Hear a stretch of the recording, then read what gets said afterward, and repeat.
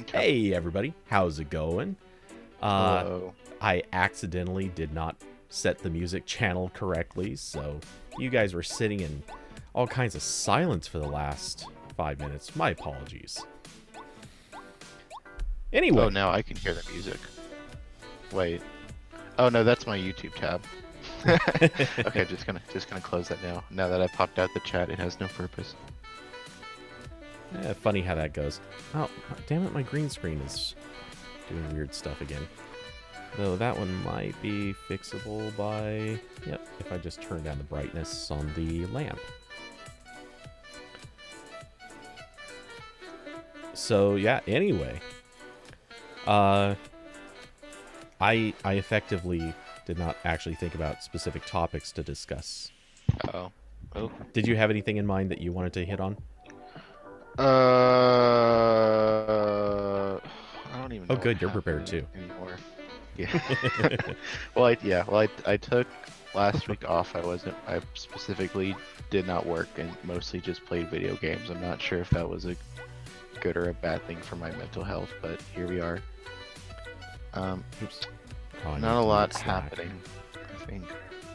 This part of the year is usually dead in terms of anything happening because companies are saving their announcements for CES or whatever replaces CES for them, because now a lot of them are just doing their own online events.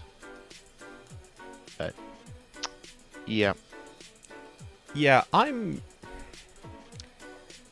my feelings on CES are obviously not very well hidden. I've been very, very adamant about the fact that I think CES should probably be either dead or close to it. That being said, I don't know, somehow this year, the mere fact that it's going to be a virtual, like all virtual CES, kind of makes me feel better about it. I can't explain why, but I think it is stupid as this is. It might just literally be the fact that I hated everyone going to a show, but I'm kind of okay with the idea of, all right, they're paying a relatively nominal amount of money so that they can be part of an advertising stream, because that's all this is. I mean, it is just advertising, and I'm kind of okay with that. Like, cheers. Go ahead. You know, I don't see a problem there.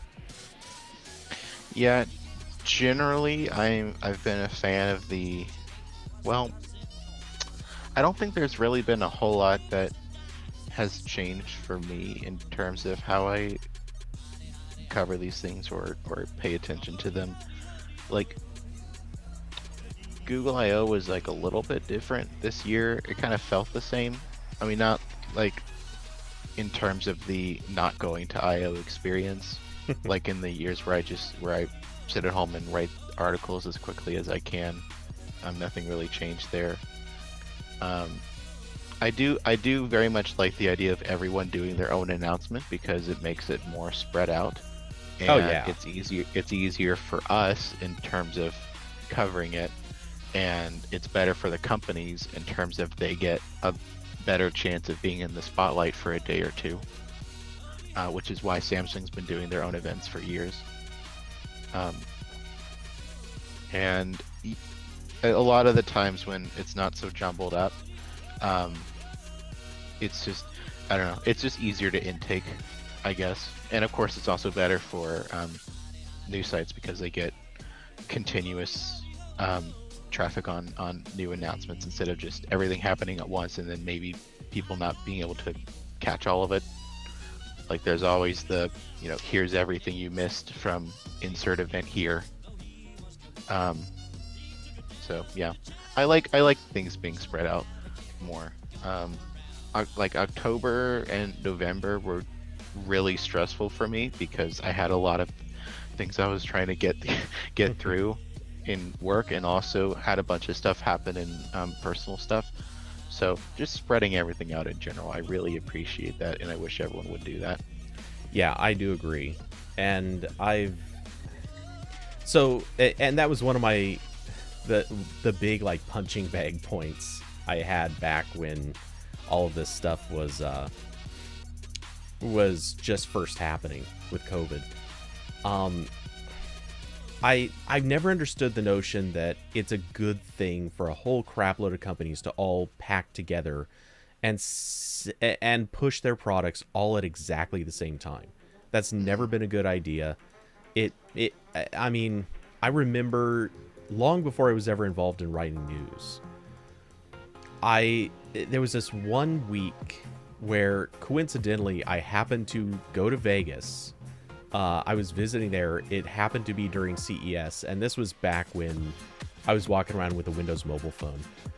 And so I was hanging out with my girlfriend, ex-girlfriend. It wasn't really clear what we were at the time. And like we were stopping off doing like chores and stuff, and I'm seriously, like, every time she stepped away, I'm checking my phone, looking at all the news, reading what stuff was being written. And I'm thinking, wow, there's so freaking much stuff that they're talking about. I know I'm missing 80% of it, at least, that I would have wanted to read. And there's no denying that. That's a reality of this. It's impossible to keep up. And I mean, even if you're really good and have all day just to read news, you can't keep up with everything that people are writing because there's so much stuff. And most of it's not even really that worth hearing, but it's just a constant deluge of information. So, you know, you got to think all these small companies, they're getting swept away. There's not a chance that any of their products are getting attention. Yeah, I mean, I kind of get it. I don't really get why the big companies do them, because they have enough momentum and people paying attention to them that they could announce stuff whenever. I'm starting to... okay, I agree with you, but I'm starting to think that kind of depends on the big company and what it is they're showing off. Because if we're talking about Samsung, who obviously has caught on and said, we're just not announcing any phone stuff ever again at group events. Like, we're 100% our own thing now. Samsung does that, but I look at LG and I think I would kind of get it why LG might want to do this. That makes sense to me. Yeah. So yeah, I sort of get it for the smaller companies because that's their only avenue.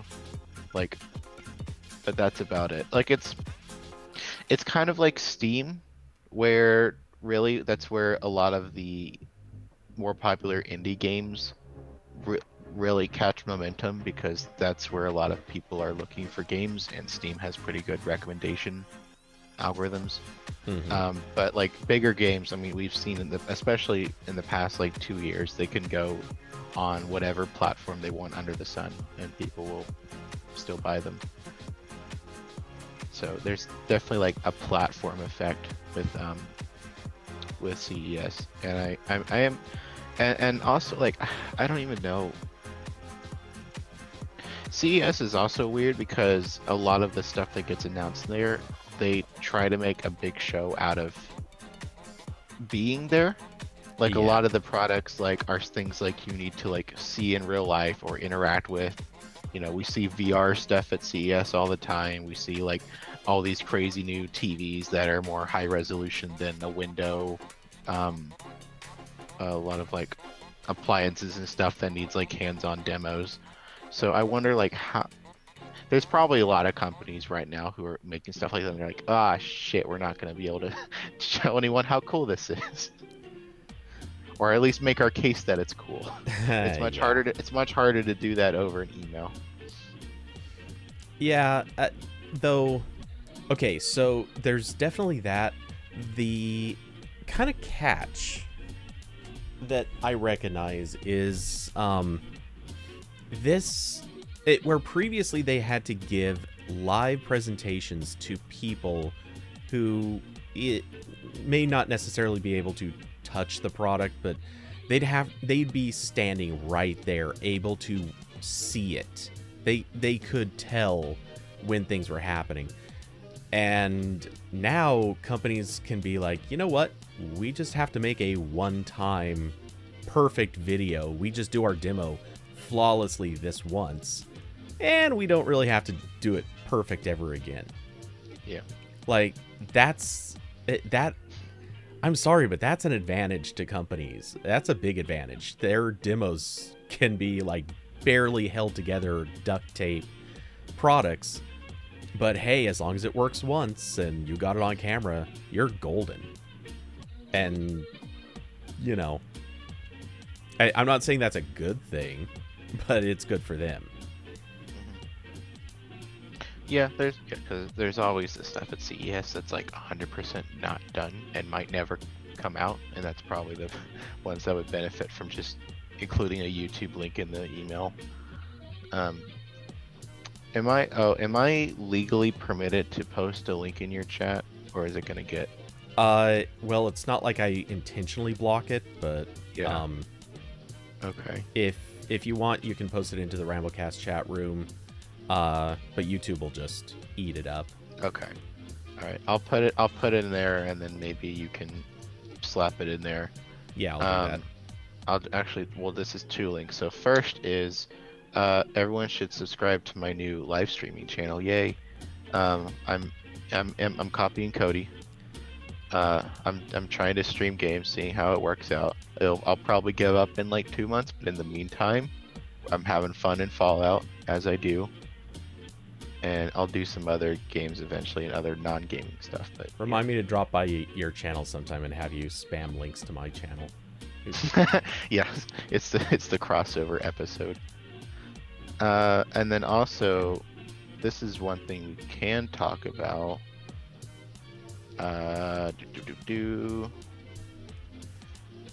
Here. Okay, so here we go. So OnePlus said like 2 weeks ago that they are in fact working on a smartwatch, which they've been working on a smartwatch on and off for a really long time now. I think they were working on one in like the OnePlus 2 days, if I remember right, something like that. And then they gave up, and then maybe another time a while ago. But now they're doing it again. But before the smartwatch comes out, they might just release a fitness band. And so this rumor came from Android Central. A source told them that OnePlus will release a fitness band before the full-blown smartwatch comes out. They say sometime in the first quarter of 2021, and it will be priced around $40. And the only details they have about it are that it will have an AMOLED screen, some kind of water resistance, and multi-day battery life, which is pretty much what all of these things have. So it's not really no surprise announcements yet. Yeah, and as Austin just linked in chat, and unsurprisingly, it looks exactly like the Oppo band. Oh, well, there's no picture of the OnePlus band yet. I see. Yeah, the picture in my post is just the Wise band, because like it's probably gonna look something like that.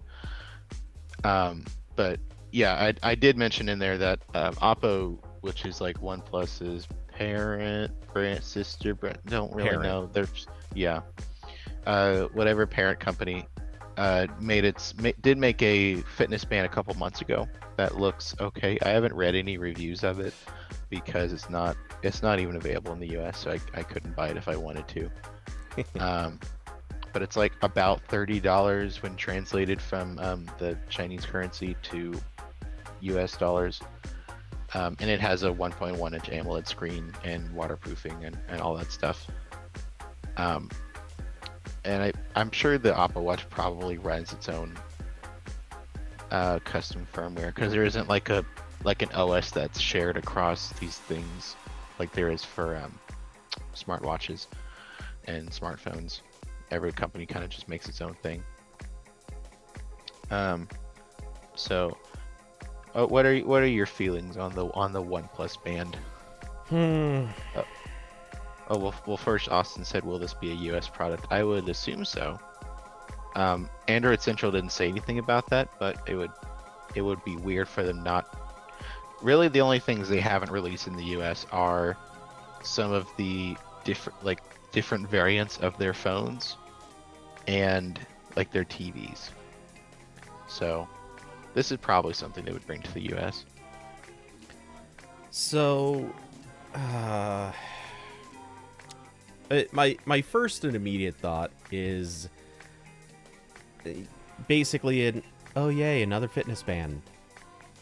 Because not to sound super cynical, but everyone has one. It's and when I say everyone, obviously it's not every company, but there are plenty out there, and I haven't really seen that they're any different.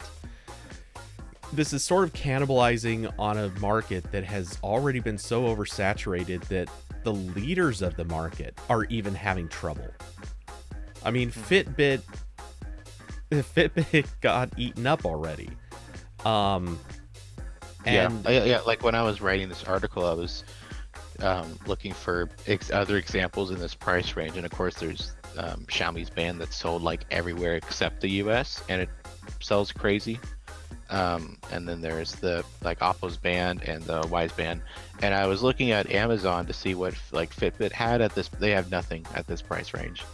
Like even like they're like normal bands, they start at around $100, which seems crazy. I don't know why, but you know they're getting bought by Google, so maybe those will all just die out in 2 months anyway. yeah. Huh. I don't know how I never thought of this before, but I just realized how I need to do a layout that puts your and my camera on the screen while I share a web browser, and it will actually look okay. I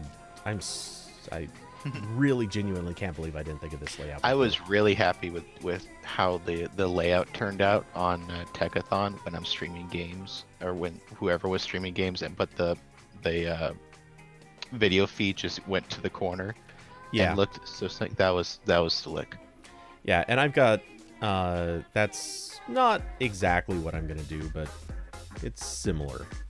Yeah. So you just have to make Jitsi probably blue, I guess, because you've got the green screen going on your end. Well, what I'm gonna do is, well, not that. I've got something else in mind. But yeah, it'll work. So yeah, so anyway, there's like, I don't think Fitbit's competing at all in like this lower end space. I do get what you mean. Like these are all kind of the same thing, and also this is one area where generic bands have like they're pretty close in terms of functionality to all the market leaders. Like really, the only thing you're getting, which is kind of true of a lot of smart home stuff too, the only thing you're getting by going with one of the bigger brands is probably better software. But yeah, well, hopefully, you know, that's one of those yeah. you don't necessarily get what you pay for, but if you don't pay much, you're definitely not going to get anything. Yeah, like Belkin's a huge company, but Wemo is still somehow a steaming pile of shit. Yeah, exactly. But so here's the thing: every one of these fitness trackers is a serviceable but not great pedometer. Every one of them is capable of measuring a heart rate. They're all capable of picking up a few other details. I think just about all of them have some sort of basic sleep tracking or some, you know, a couple of other generic features. They're all basically identical in the core feature set. All they really do is have something that hooks to an app that's installed on your phone, and they might capture some notifications. They might do a couple of other simple things with the app, and you know, chances are they feed that data back to the app, and the app will do something with it. And that's pretty much it. And I mean, you just heard what I said. It is a perfect description of literally all of them. It's vague, but you know, it's vague in that sort of what is it? Blind reading sort of way. But that's the thing. They're all so similar. The differences are trivial. And that's true of even the big names. Again, Fitbit is not bringing a whole lot more than that. And that's kind of what's always been the problem with fitness trackers is they're a really limited feature set. Yeah, 'cause Unless there's only unless they're really, really overpowered, like an Apple Watch.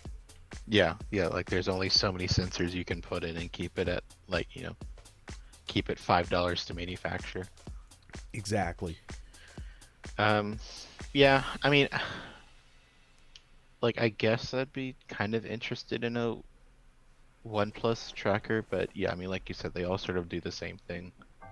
And like OnePlus doesn't have any like really nice software that I feel like would be carried over to the band. Like their software is not that good in general. They still do weird stuff to Android on their phones. I don't really mind the new look of their design language that kind of looks like One UI. I you know I really only care about what they break in Android, which is still a lot. So like I don't know what they could do.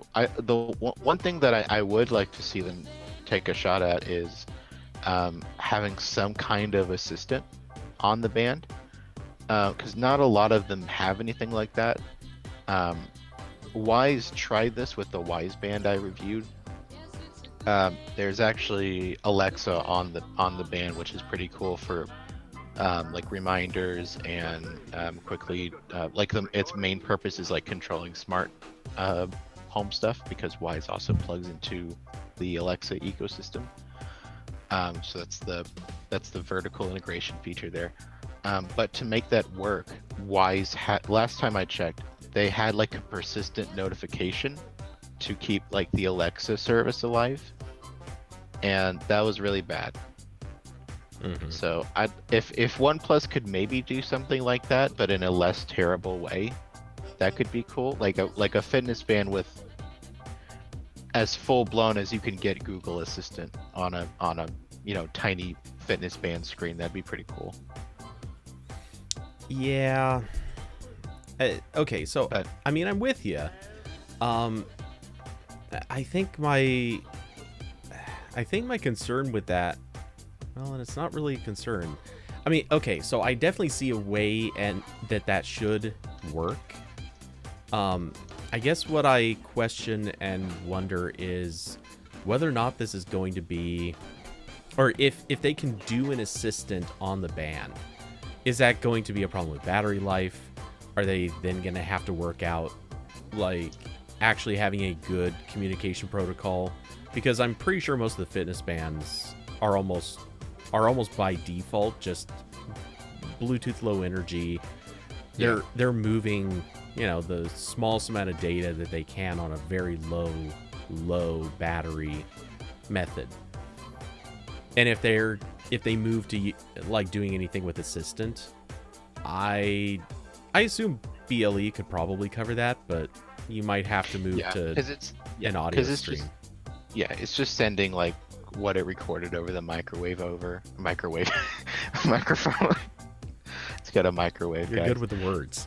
Yeah. It's like with the Wise band, it just sends over the audio clip and then all that is processed on the phone.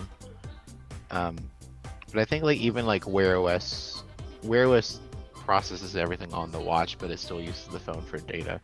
Mm-hmm. So yeah, I'm sure OnePlus could probably make it work well. I'd like to see them try, because that would be one thing that I don't think like the Xiaomi band does.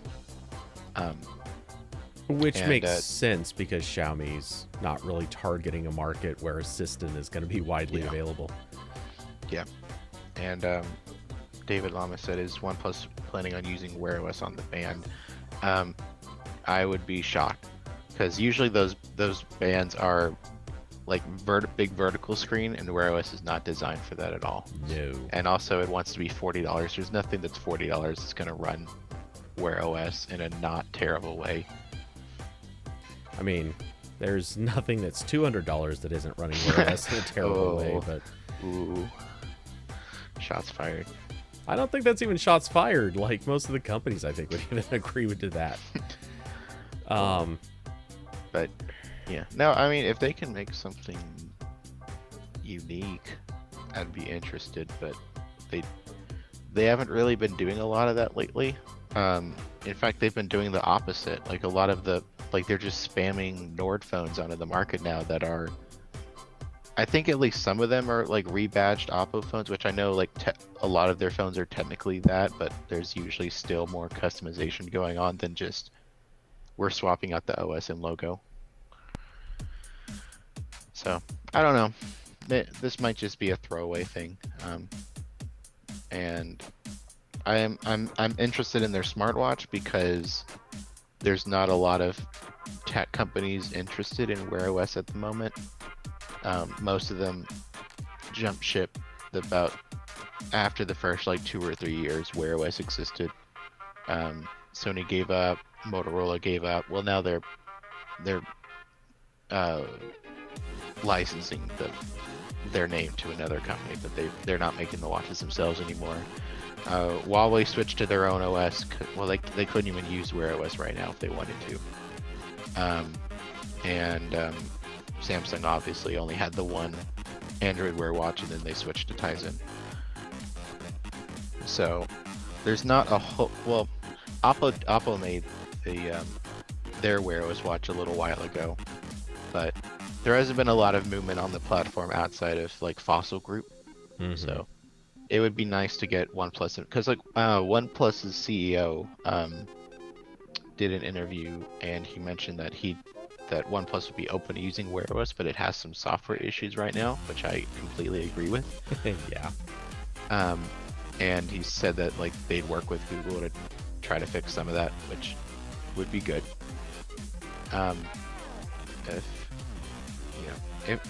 Because I think that's sort of the issue, is that the companies that are making Wear OS watches right now are mostly just Fossil Group and like Mobvoi, and neither of them care that much about the software experience. Fossil has done more than a few tweaks to Wear OS at this point, but that's mostly out of necessity because Google hasn't introduced a lot of new stuff lately. And a lot of the changes they and Mobvoi make are just replacing Google Fit, because Google Fit isn't that well maintained at the moment. I mean, I think you're being too generous there. It is basically dead. I mean, not even. Yeah. Well, they gave it they did update it lately, but I think it was pretty much just visual, and they added like a couple more of the home screen widgets for Wear OS, but yeah, it needs some love. So, again, maybe OnePlus could help there, but again, OnePlus also does weird things with software, so who knows. I will say, on the topic of fitness trackers, I did buy this for myself like a week ago. This is the Samsung Gear Fit 2 or Samsung Galaxy Fit 2. I don't know what branding they use for these anymore. But I've had the Watch 3 for a while, and I started liking it for sleep tracking, but I can't wear that giant watch while I sleep. It's really uncomfortable. So this band is much smaller and also does the sleep tracking, and I've been using it. I took the watch off a couple days ago. I haven't put it back on yet. And I actually really like this. I don't use it a lot for like the step tracking and health stuff, because I'm not going outside running right now. It's freezing out. But I do like that it has really easy like music controls, and has like a calendar widget, so I can quickly check that. And it shows notifications, and they're a little bit hard to read on the tiny, extremely tall screen, but they do work, and they have little quick responses you can change. So it's a nice little thing. So that's what I bought. How's the battery? I got it like a week ago, and I only plugged it in when I got it, and I haven't plugged it in again. So pretty good. It says it's at 49% right now, and I charged it to 100 when I got it, which I think was like a few days before Christmas. So yeah, it's going. Oh, that's something. Yeah, it's a nice little. It's just I like not wearing the giant Galaxy Watch 3 all the time, because I don't need it all the time.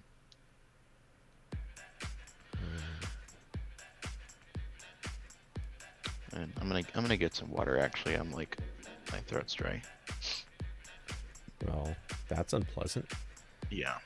See, I'm not prepared. Oh, preparedness is silly. We're not good at that. I say as I'm sitting here screwing around with layouts to make this start looking better. But...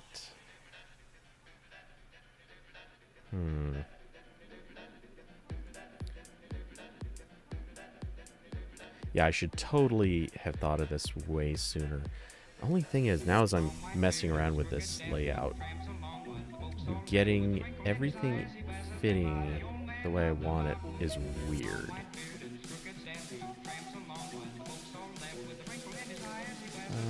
Need to fix...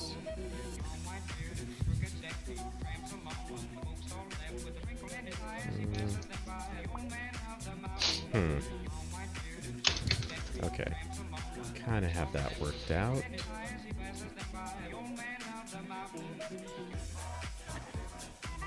Corbin, you not having a green screen is causing stress.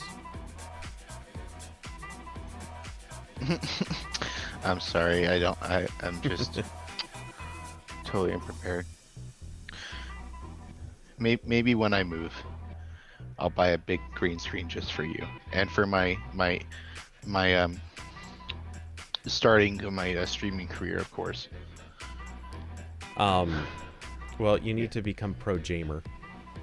Yeah. Need to become pro Jared. Oh, no. No, don't say that. Yeah. Man, I liked him before all that happened. Did you? I didn't even hear anything about him until he was already basically a doomed character. I like some of the videos he made. I didn't watch him all the time, but he did some funny stuff. But that's a yikes. Oh yeah, super yikes. Yay, random industry stuff. Okay, maybe I'll make yours cut out a little. Yeah, I guess I can make it a little wider.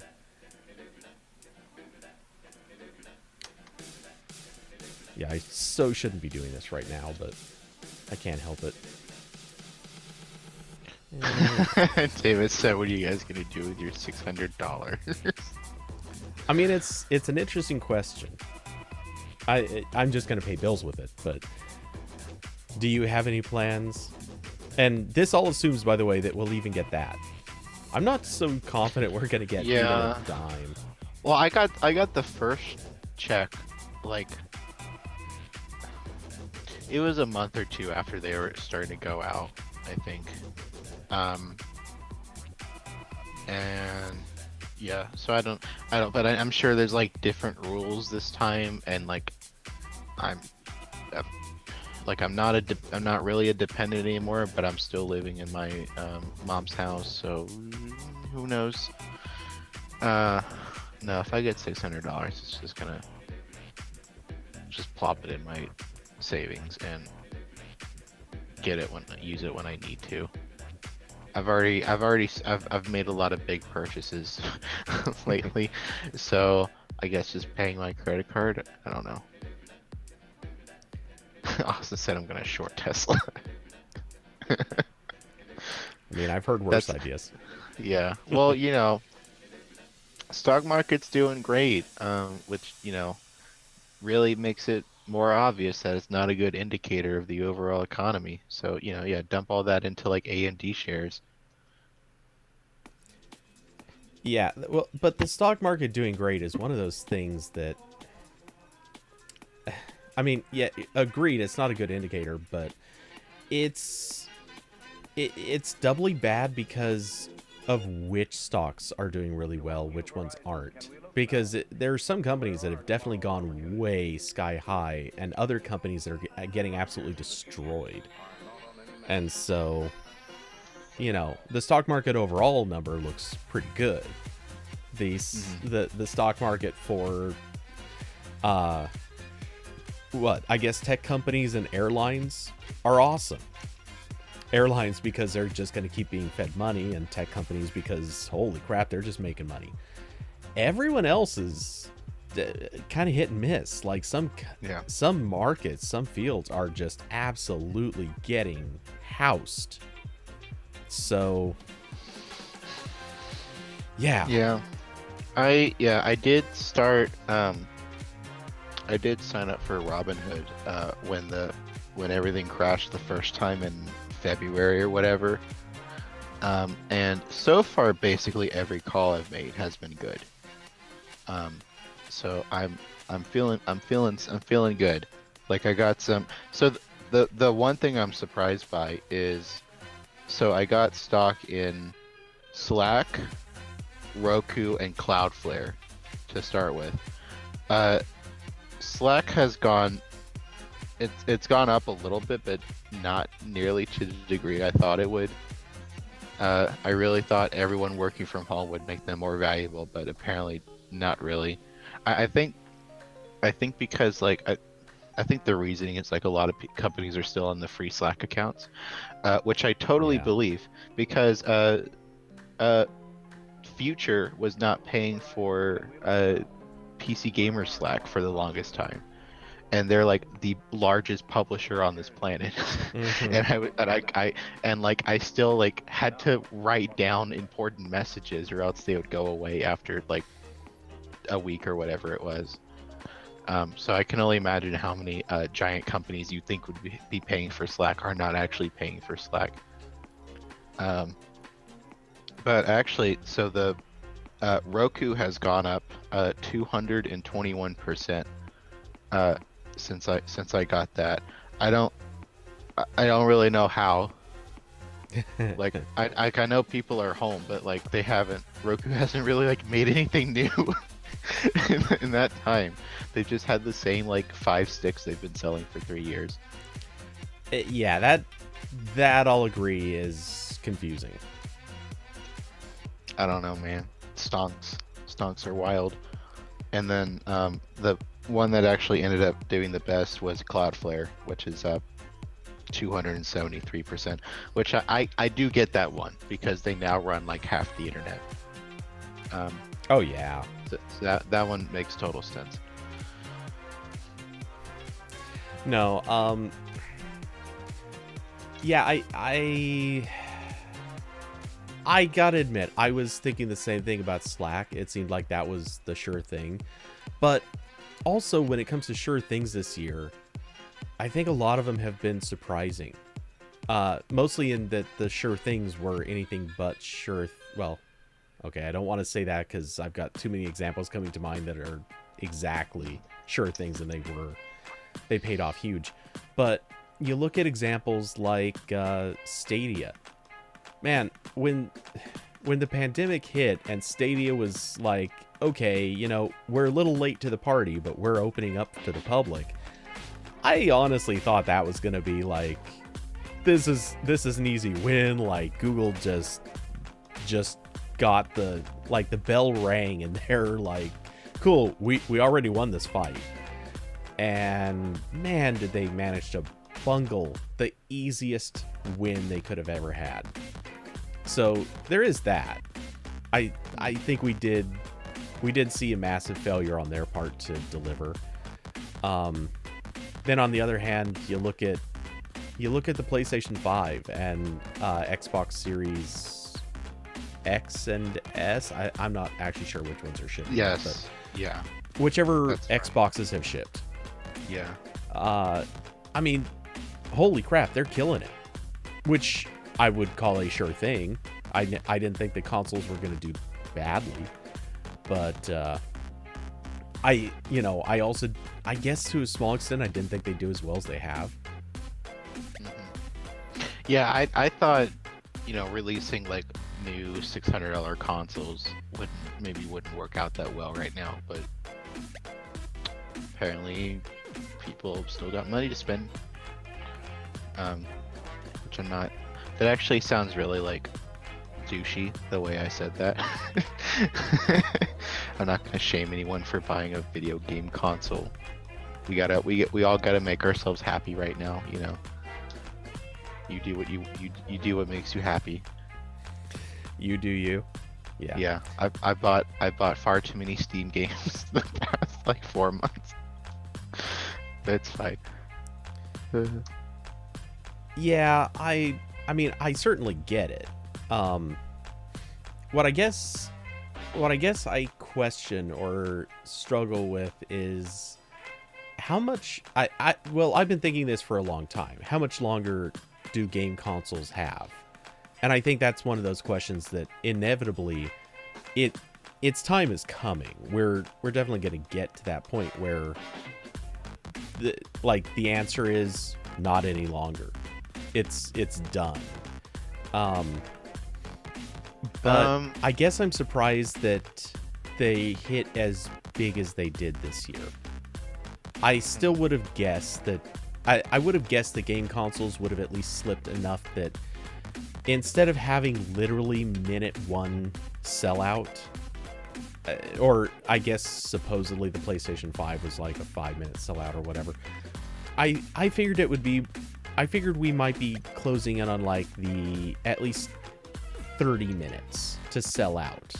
Like if you really, really wanted one, you would have still gotten it. Like if you showed up as soon as they went on sale, if you were determined, you would have gotten one. I didn't think we'd be to the point where, nope, it's still just bots. Like, no matter what you did, you probably weren't going to get it. That I did not anticipate. Yeah, I mean, I don't think consoles will go away, at least not for another couple decades, until we get to the point where like Stadia style streaming is readily accessible. And even then, I think there'll probably still be demand in the same way that like Blockbuster continued to survive in a lot of places where there wasn't good internet. But they are definitely like I think there's always gonna be the appeal of you buy the box and like you plug it in, you let it update everything, and then you can just play the games. Oh sure. I don't think that'll ever go away. I do agree they're going to become more and more like PCs, and that's what's happening this generation. Is like this one, like the big focus that didn't happen at all for the last round, or didn't happen at all on the Sony side, happened a little bit on the Microsoft side, and then they started ramping it up, is backwards compatibility. Like that just like was like the PS4 didn't bother at all with running PS3 games. Well, I chalk that up to them, I don't want to say learning their lesson, but realizing after having the PS3 run PS2 games, I think they caught on that was not a good strategy for them. It was, I mean, don't get me wrong, it really moved PS3s, but I think in the end they realized, hey, this is not a sustainable strategy. It's adding too much cost to the consoles, and we're not moving new games like we hoped we would. Yeah. And so then this generation like was totally different. Like that was probably the biggest selling point, I think, for both the new Xboxes and the PS5, was that you can play your existing games but better, which has always been like the big thing for buying a new PC or upgrading your PC,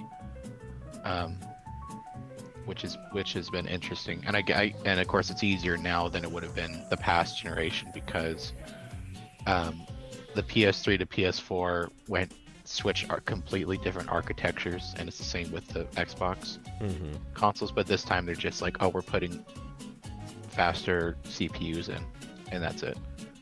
So it's easier to do like virtualization and stuff. Yeah. But yeah, no. So that's been interesting. But yeah, I think they're gonna keep going down that road, which is good. Like I get tempted by some of the more mainstream consoles sometimes, because I don't like using Windows, but I still switch to it every time I want to play a game, because no one tests their games in Linux. If they get made for Linux at all, they all run worse. than on Windows. That might be partially Nvidia's fault, because I know Nvidia also doesn't care that much. But so I have been tempted a couple times to go down the route of like, okay, all my computers are just going to be Linux, and then the games will just, I'll have the box for the games. But then I'm, adding in the cost of like, oh, gonna rebuy the games I want, and like, oh, there's like 3 or 4 games that would absolutely be terrible with the gamepad, and the console versions probably won't work with keyboard and mouse. So I never end up doing it. But I do have the Switch because PC plus Switch is the best gaming combination. Gotta get the Mario Kart in. I'll have to take your word for that. Let's get a Kickstarter going to get Cody a Switch. Actually, good luck buying those suckers right now. I went to like several different stores to try to find different colored Switch lights for my sisters. I got both of them a Switch light, all yellows. There's like 5 colors of Switch lights, and every store only had like one color. I don't know why no one wanted the yellow Switch. That's the best color. Well, it's the best color because it's the one you can get. That's true. Beggars can't be choosers. Except I'm not a beggar because I still pay like 200 a pop for those. But, that's what I get for Christmas shopping like 2 weeks before Christmas. That's on me. Well, accurate, but yeah. Let's see. Sorry, I know I should not be screwing with this, but I'm still tinkering with the layout on this thing. Yeah, the thing is, and I know it is so weird, but I still don't have that much of an affinity for Nintendo's games. Don't get me wrong, I've enjoyed some Zelda games in the past. I used to be a big, well, not big Mario fan, but I enjoyed the Mario games. Honestly, up until Nintendo went 3D, at which point I lost interest in the Mario games anyway. But yeah, something about it. It wasn't a thing for me. I'm sort of the other way around. I've never been huge into the 2D Mario games. Like, I've played a couple of them over the years, but the 3D ones like Galaxy and Odyssey are immensely more fun to me. And of course Mario Kart. There's like I've played a couple games over the years that are almost as good as Mario Kart, but work on more platforms. Like Sonic. I think I bought Sonic All Stars Racing on a couple different things, and that's pretty fun. But Mario Kart is so good. And then also just with the Switch, I like just being able to play it anywhere. Like, I know that sounds dumb because that's just like the line they use in the commercials, but it is really nice. Just like, oh, I'll play it on the couch or in my bed, or like the big appeal for me and why I would use it more if the games I'm interested in right at this moment were not just on PC. No, I get that. Would be like I'm already sitting at this desk for too many hours in a day because I work here. I'd like to not also sit here for the games as well, ideally. But Switch doesn't have Fallout or Planet Coaster, unfortunately. I would pay a lot of money for like Steam in-home streaming to support the Switch, but that's never gonna happen. No kidding. That would be an interesting path for them to go, though. Well, I guess if I installed like that Android port, then I guess I could do that, but that's a lot of work. I did, yeah, and again, like a lot of the games I like to play, they're just annoying to play with the gamepad. Like I tried playing a little bit of Fallout New Vegas over Steam remote streaming to the Asus ROG phone with the gamepad attached. It wasn't fun. There's too many buttons. David Lama, how am I sounding like an old man? Cody's like, all those darn video games. Yeah, as I'm a game streamer. But yeah, nope. All of my I've actually got the Switch right here. But yeah, nope. I like this thing. Again, I'd buy the Switch Lite if it supported the TV output, but it does not. That's their upselling to get you to buy a real Switch, even though it has the same exact hardware, so it could do it. They just don't want you to do that. So, woo. Well, like I've said in the past, it makes no sense to me, but I felt the compulsion to buy a Switch, and I just fortunately have never done it because, again, I like every time I look at the game list, I don't see anything I want to play. Yeah. So, which Yeah. makes it so confusing that I want to get the Switch, but I don't want any of the games. Yeah. Yeah, basically my entire collection is just like the bigger first party releases. So like Mario Odyssey is excellent. It's like a collectathon type of game. So more like Banjo-Kazooie style, or yeah, that. And then I got Mario Party, which I don't really recommend. It's not as fun as like the Wii Mario parties. Whatever, the developer that used to make all the good ones got bought by, I don't know if it was Square Enix or someone else, but they don't make those anymore. So Nintendo just keeps getting like their garbage studios to make them. And I'm waiting for them to make a online Mario Party, or one that supports online play, because like that's great. I've got this fun party game during travel restrictions. Like, where am I supposed to take this? Like, I can only play Mario Party with my actual family so many times. Right.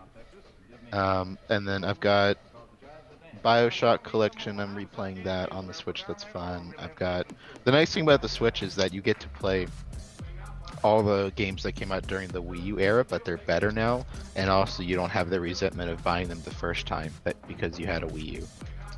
So that's nice.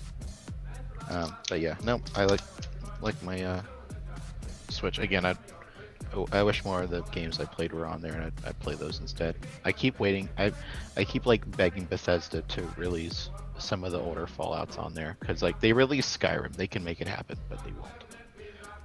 They have the power. Like if like Fallout New Vegas came out on, or Fallout 3 on the Switch, I'd just not touch my PC for at least a month. David said, how am I liking Fallout 76? Oh boy. It's fun. I played the beta when it came out, and it was really lame because like at that point they didn't have any NPCs. It was just like collecting audio tapes of people talking and then going to a different place and collecting more audio tapes, and it was really boring. But they've like listened to everyone and added NPCs and made the game more tolerable. It's still not as fun as like the real Fallouts, but I've had fun playing it with friends. Yeah, I'll definitely stream it at some point. Just because I'm inevitably gonna play it again soon, so might as well click on turn on OBS at the same time. Yeah, that makes sense. Yeah, it's still broken. It's a very broken video game. I really wish Bethesda would have used like an actual engine intended for online play instead of like ham-fisting multiplayer support onto their 30-year-old creation engine, or 20-year-old, because it's the same code, like basically the same code base they've been using since Oblivion. It's getting crusty. So, not to, and I swear I won't turn this into the main topic, but I feel like we hear this with basically every major game release, and the latest one was Cyberpunk. It's the classic, hey, really big game came out, everyone expected tons from it, and lo and behold, it's buggy and it has problems, and anywhere from a few weeks to several months later or years later, whatever it takes, the game eventually becomes good, but by then it's old news. And Fallout 76, I mean, that's an example of where it's holy God going to just take forever for that game to get fixed and may not ever actually make it there. Cyberpunk is quickly fixing the big issues and very slowly to never fixing the smaller issues, but hey, who expected? I think Fallout was probably the more egregious example of this game should not have come out yet. Like Cyberpunk was bad, but it was like, again, from what I've seen, I haven't looked like that close at a lot of Cyberpunk footage, but well, you haven't played it. Yeah, I haven't played it. Cyberpunk seemed more like there's a lot of Q&A that needed to get done, but like they used the same stuff in The Witcher, which I think also was a little bit buggy when it came out, but now it's pretty solid, or it wasn't as bad. It's funny because I was literally having this conversation, no joke, 2 minutes before joining the stream on not that anyone here is going to know this YouTube channel, but it was with Gerald Undone, and the conversation was very much like The Witcher when it came out was The Witcher 3 was a massive bug fest, and everything was broken. It was tons and tons of problems, but you don't hear anyone talk about that today. If anyone talks about The Witcher, it's like just showering it with praise. So The Witcher also, to me, this might just be the effect of me not paying attention to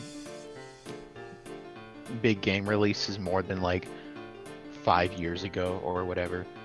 But The Witcher to me also seemed like one of those games where it sort of became more popular like after it got released. Like I know it was a big release when it came out.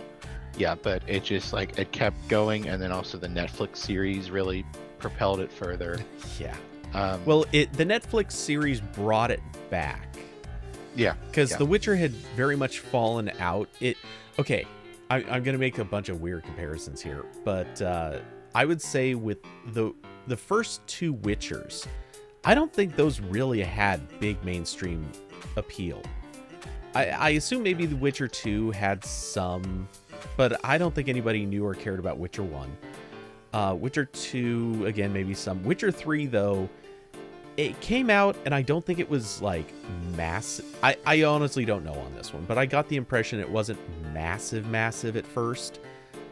But it kind of had that fan base like The Wire has. And I'm sure you've heard the joke that, like, fans of The Wire, that's all they talk about. This has actually been like memed on TV several times. It's that thing where it's a joke that if you start any fan of The Wire talking about The Wire, that's all they're going to talk about until you walk away or make them go away, something like that. Anyway, that's kind of what The Witcher became, The Witcher 3. And so everybody who was a fan of it just constantly sang its praises.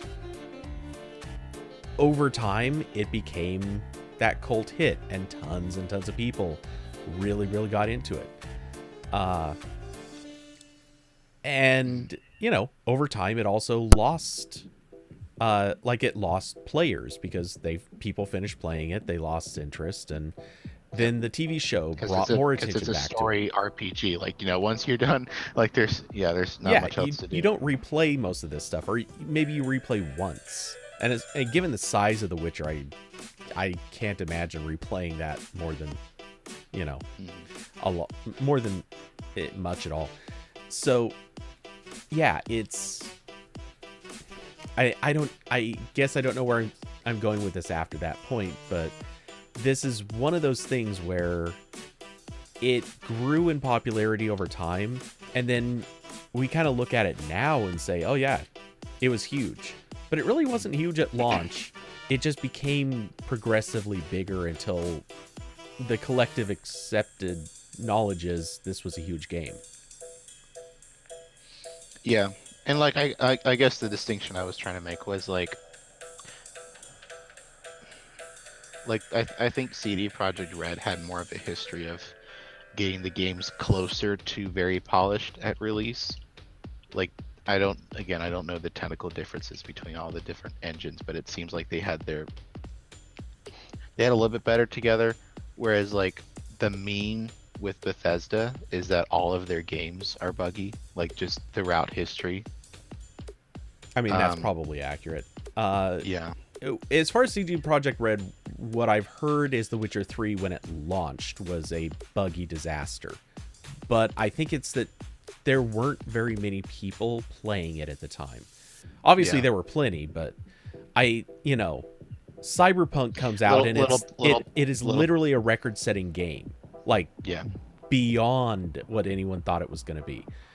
And when Witcher 3 came out, it was like, oh yeah, we got more people than we expected, but it was still like a fairly low number. Like, that was not a holy god, we all need in on it release. That was a, hey, did you hear The Witcher 3 came out this week? And everyone else is like, oh, I think I saw news about that. I'll try it in a few weeks.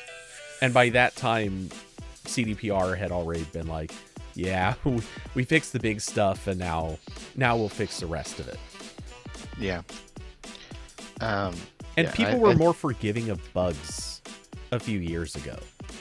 These days... CD Projekt Red was smaller. Yeah. So there's like that attitude of like, well, they're not EA, so we can cut them some slack. But, now they're like a publicly traded company, and they were working on this for however many years. Well, and bugginess in games has really... It's changed a lot. Think back because it's so much easier now to patch after release. Like, there's no penalty for it.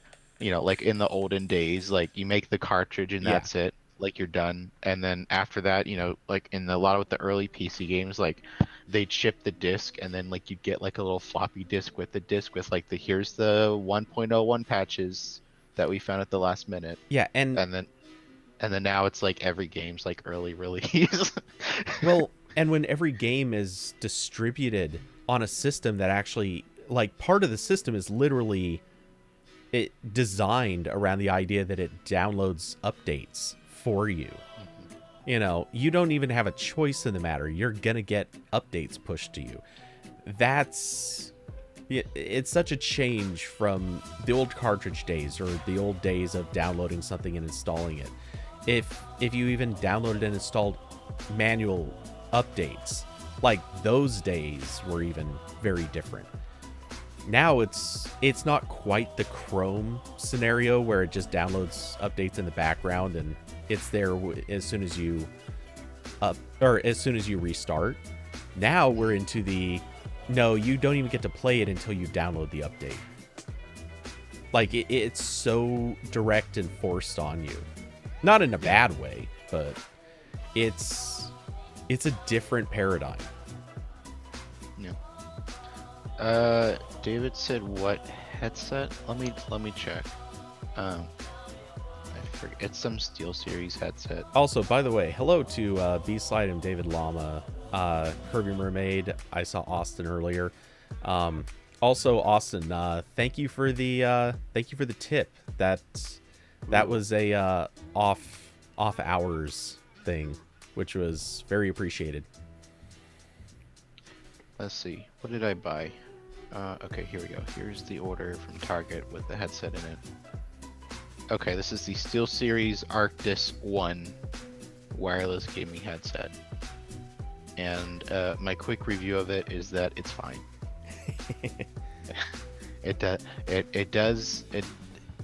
Like, I had like some Logitech one for like 2 years, and it was falling apart, and when it was really loose, so like when I leaned forward for a second, like it would kind of like shift off my head, This is more snug.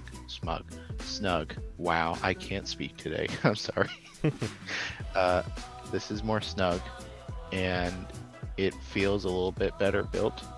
I don't like that I can't like move this microphone up and down. It just like physically unplugs if I don't want it on. Uh, the mic is okay. It's fine. It's a headset mic. Um, I the things I don't like is that there's a volume knob on here, but it's completely independent of the OS volume. Whereas my Logitech headset, it had a knob, but it sent that volume to the host PC, which was really nice. So like I turn it down and I see like Windows turning down the volume. And then also I missed this, but this headset has a receiver that is USB Type C, but it still charges with micro USB. I don't like. I really thought like, oh, it's you know, it plugs into the computer with Type C. It's got to be Type C too, right? That would make sense. No, Corbin, that's not how it works. Oh, what is the thing I was just looking at that was like that? So once again, I bought another fucking Type micro USB device in 2020. Hey, so. I just ordered. In fact, they're sitting in my closet in a brief quarantine.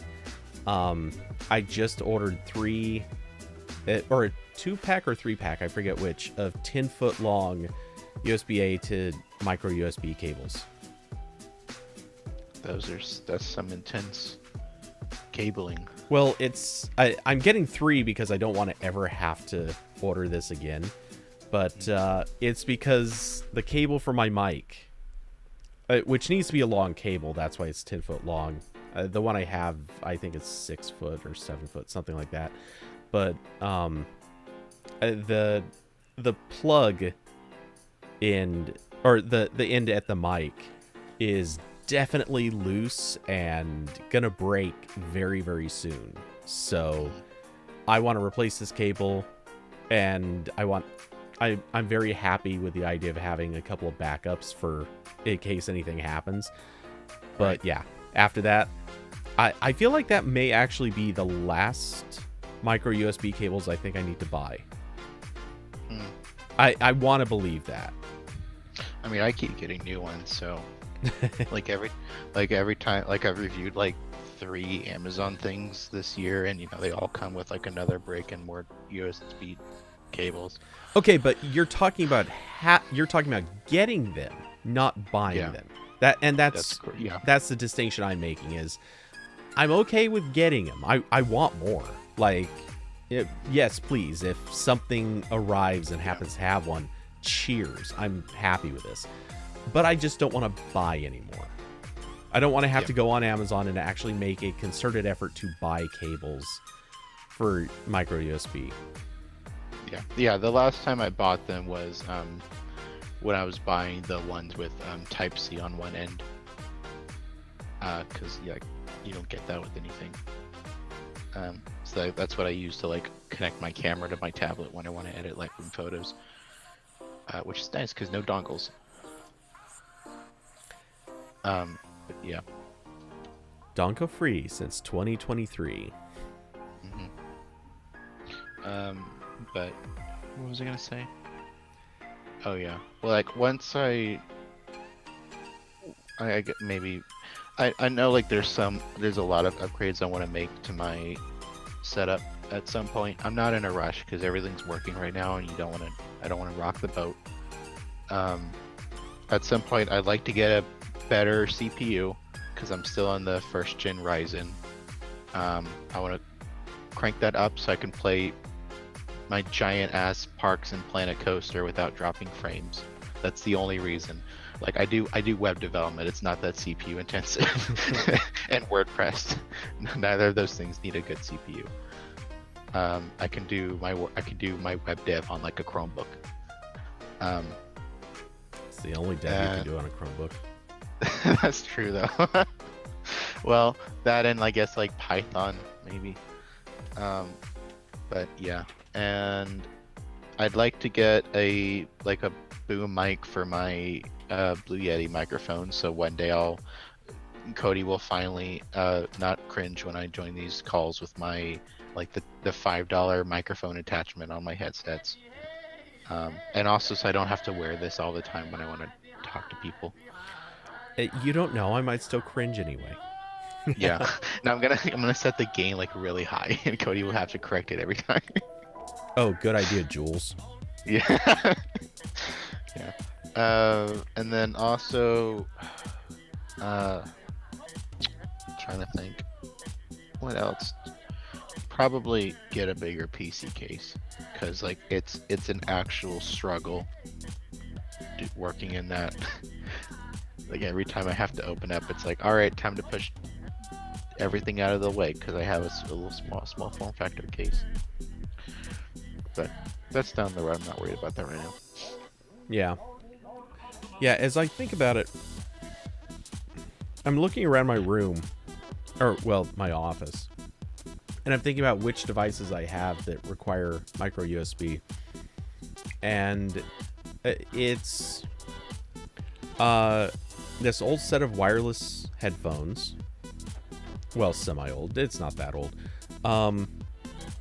My DJI Mavic 2 drone, which I fully intend to replace in like a few months when the Mavic 3 comes out. My older Sony A60, well, the A6000, which I'm hopefully selling very, very soon, and the 6500, both of those were micro USB. Honestly, like after that, the list starts dwindling really quick. There are some things that are micro USB, but they all have very specific cables already, like cables that I'm not just going to be plugging into casually. Yeah. So yeah, like your microphone, like when are you like, swapping cables on your, or unplugging and replugging in your microphone? Well, my microphone, I've got a little Wacom tablet. Whack 'em. This is micro USB, and the cable on this thing is, it actually has like a 90-degree angle bracket on it. So yeah, hopefully that doesn't get damaged, because I mean I could replace it, but I don't want to have to. Yeah, and the list kind of just goes on, but there are things, but not many, and I like it that way. Don't get me wrong, I was a very loud proponent of not rushing to USB-C before it was too early, or before it was ready. But now that we've done it, I mean, might as well enjoy USB-C, even if it's a disaster of its own. Yeah, and in terms of stuff I actually use, not like things I have laying around that I, reviewed ages ago and might need for occasional testing or something. It's pretty much just my camera, like the A5000, this headset now, great going Corbin. My Nook e-reader, which like, it sucks, but like I plug it in once every like 2 to 3 weeks, so not that big of a deal. And I think that might be it. Yeah, that's probably it. Everything else is either Type-C or like it's some wackadoodle connector, like my 3DS, which is like technically USB, but they made it a different shape so that they could sell their chargers. So yeah. So it's 6 p.m. for me, so I'm gonna need to go. But before I go, I wanted to hit 2 replies that I got on Mastodon from someone who watches but doesn't comment. I don't think they use YouTube or whatever. Back on the fitness band discussion, they said the problem I have with these fitness bands and smartwatches is I don't want to join/create accounts. I have a Samsung S4 watch, but the S Health app is about to require membership, so I'm ready to throw the watch out. Which like I do kind of get that, because like I don't really need this stuff synced to the cloud. Like I'm not checking my heart rate from my computer. It can just stay on the phone. So that is a little bit annoying. Like I get why it does that, because then it's easier to explain to consumers like, oh, I got a new phone, where's my data? But it's still annoying. And then also about the gaming console discussion, they said, I agree about game console simply because I can't play a game without feeling guilt. I should be on a regular computer, like I should be working. Now I play games, not that I play games very much these days. So yeah, kind of the same thing as me, where it's like, oh, I already sat here for a long time doing work. I don't know if I want to necessarily sit here longer to do not work. I kind of want to sit somewhere else. Which is like why I've like tried to use the Steam in-home streaming with my laptop more. But then my game looks like a 360p YouTube stream. So when I was living alone in Vegas quite a few years back, I had my living room. I was living in this really big house that I had basically not furnished at all. As males living alone do. Exactly. There's like a Twitter account that's like male living spaces, and it's always like an empty room, and then like there's like a Nintendo Switch just on the floor with like a sleeping bag, and that's like half the photos. Okay, so I mean, I don't actually have any pictures of that place, but I kind of wish I did, because oh my god, if that account could have seen it, it was that. I mean, I put the ad in the chat, but it looks like it doesn't post a lot, but it's based on a subreddit, so you can just go to the Reddit. So yeah, anyway, just for reference, this was a 2-story 4-bedroom place, and the master bedroom, all I had in it was a bed frame. No bed, just the bed frame, for quite a long time. Eventually there was a bed in there and everything, but it took a weirdly long time. I was actually sleeping downstairs on a love sack, which, by the way, if people don't know what a love sack is, you guys are missing out. It is fantastic. They're so awesome. I mean, it's like a beanbag chair, but instead of beans, it's shredded up memory foam.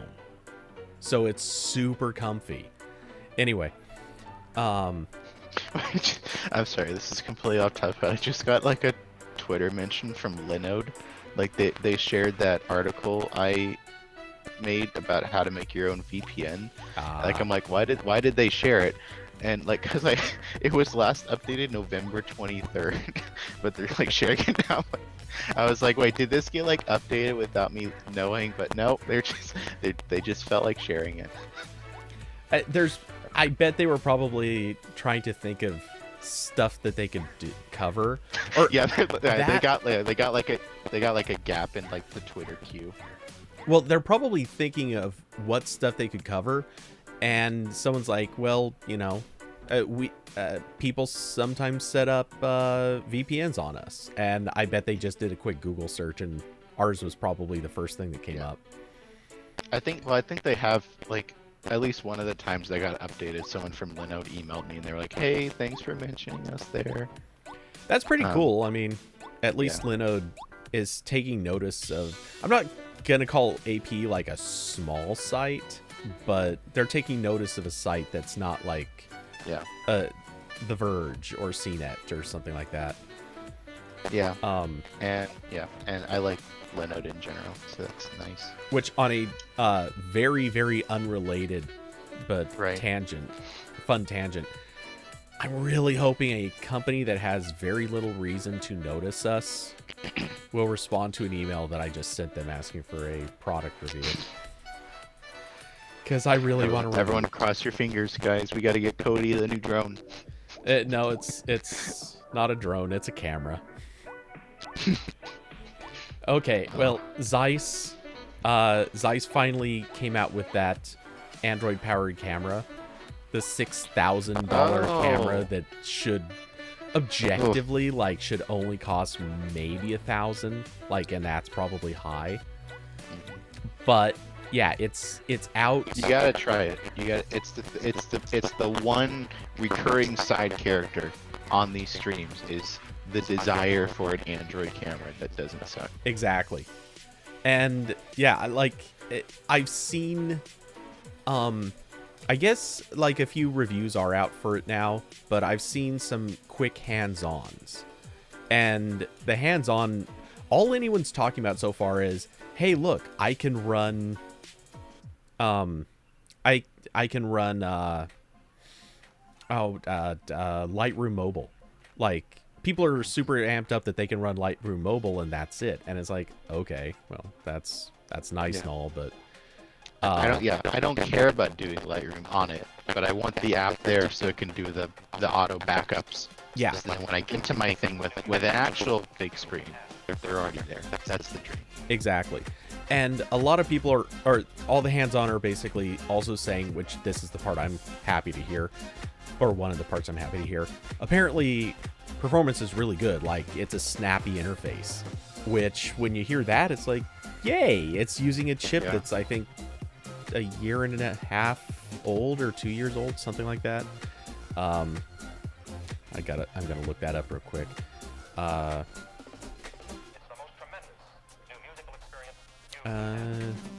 Size CX1. You have like 3 minutes before we've already been down. I gotta go here soon. Oh, you slacker.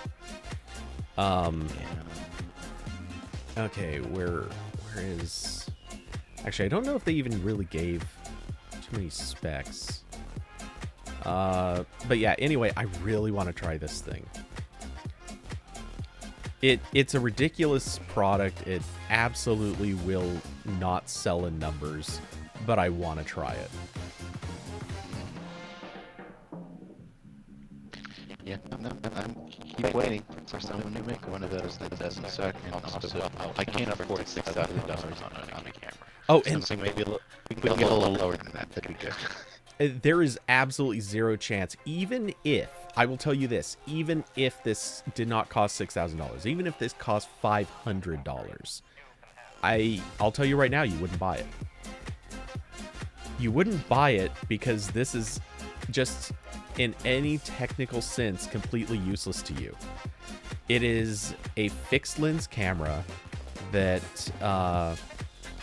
let's see, what was the lens on it? Yeah, it's fixed lens prime, so it's only a 35 millimeter. That's it. There's you can't zoom in or out. It is just pure fixed everything. So, you know, unless you wanted to go out and do like street photography, I mean, 35 millimeters is a good focal range or focal distance, but like that's just it's not useful to enough people. And you know, I know you well enough to know that you want a macro lens, which this is not. You want something that's you want something that's probably, I mean, again, 35 is a good range. Like, that's a good spot to be. It's wide enough for a lot of shots, but it's not an ultra wide. You're not like in the, oh my god, like high distortion territory. But Curvy Mermaid seems to really be caught up in static sound coming out of you. I mean, you don't sound great, but I'm not detecting any serious static. Well, and she's, I mean, I go down on me, so I can stop getting on me. Yeah. Let's see. Just keep waiting for Sony to do it. Oh god, I really wish Sony would. I feel like they're going to be the last, not the last, but I feel like they're taking their dear sweet time on it, which is so stupid. Let's see here. Gonna mute myself so there's no echo.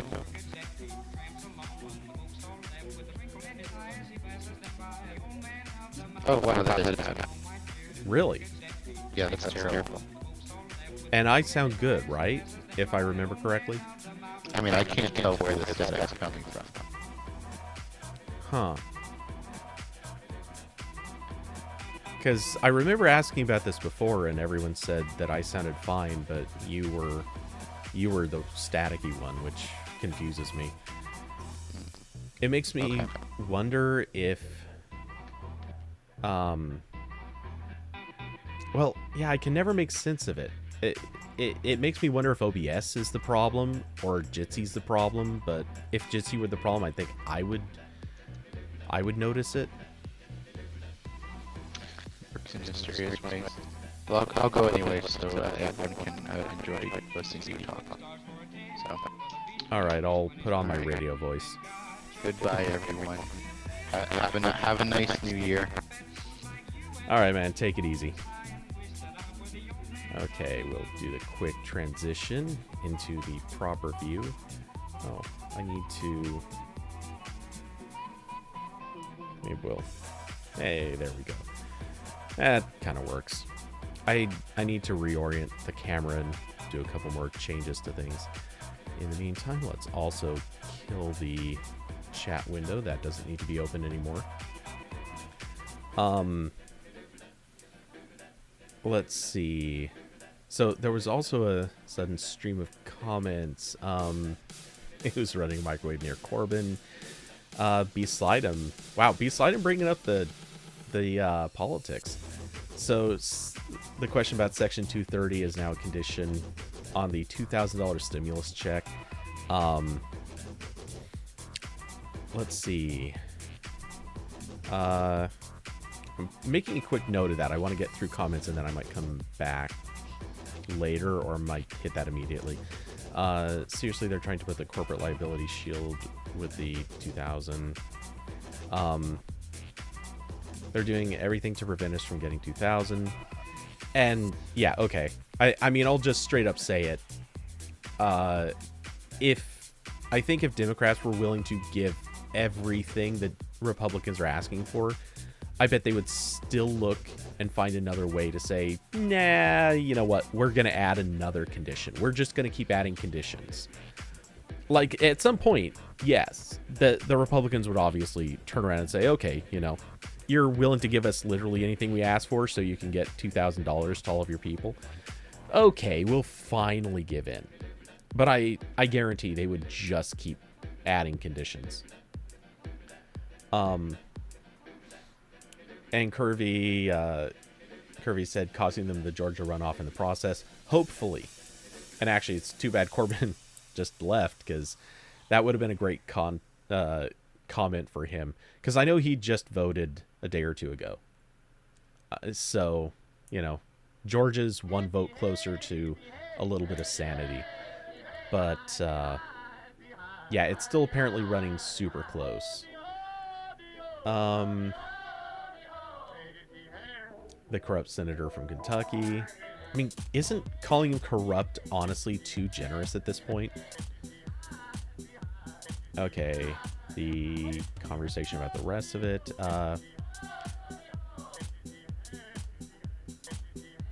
Beside him, it has to die in the Democratic held house so that it's the left side's fault. Yeah, that there is obviously some degree of that. And it would have, the thing is, it's going to fail no matter what. No matter who proposes it, no matter what's happening, the Republicans are going to fight tooth and nail to not give out a $2,000 check. And if we're being honest, frankly, I think they're going to fight tooth and nail to not give out a $600 check. This whole thing is just going to keep getting batted around until January 20th, at which point we're gonna see the class change. Wait.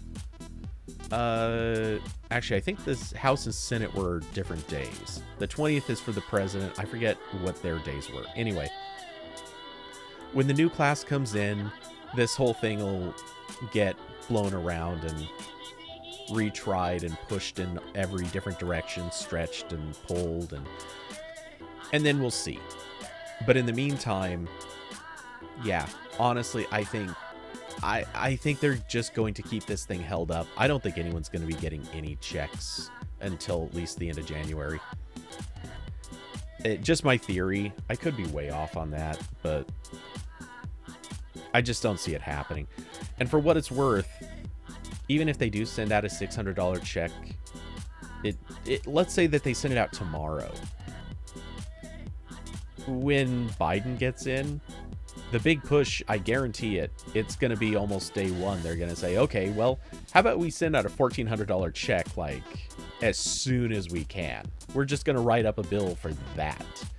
And the big push is going to be to try to move that through as quick as possible. And it's going to be just that. So, the 600 is a done deal. People are already getting them. Really? I thought that was contingent on something else, and because Trump was pushing for the $2,000 check, they hadn't agreed to the 600. So I guess I missed that.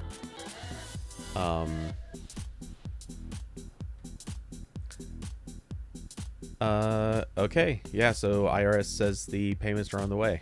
So, all right, that is the thing. So, we'll call that good news. In so much as there is such a thing these days. Oh, damn it. I'm going to have to figure out a better way to handle browsers. But yeah, so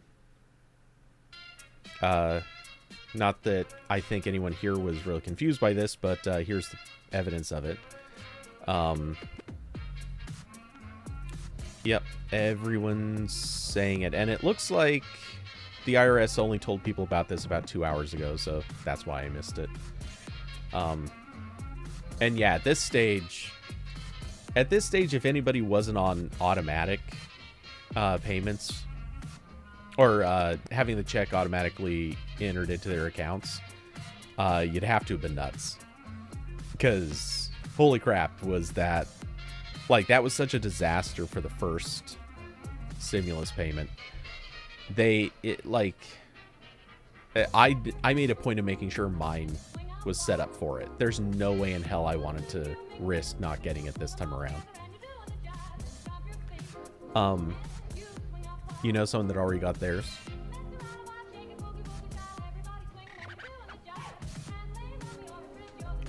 That would be really fast. Let's, real quick, I'll even check mine. I bet I don't have mine yet, but for giggles, let's look.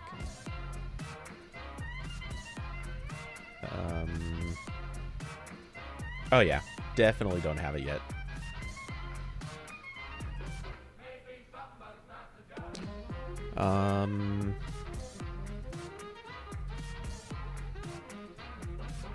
Yep, confirmed. Do not have yet.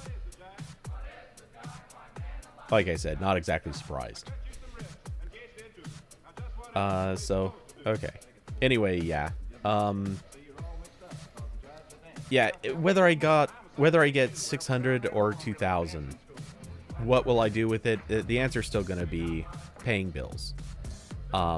It's going to be making sure that the current bills are paid, and I have that, I have to finish paying off this MacBook Pro, plus a couple of other things that went onto the same credit card.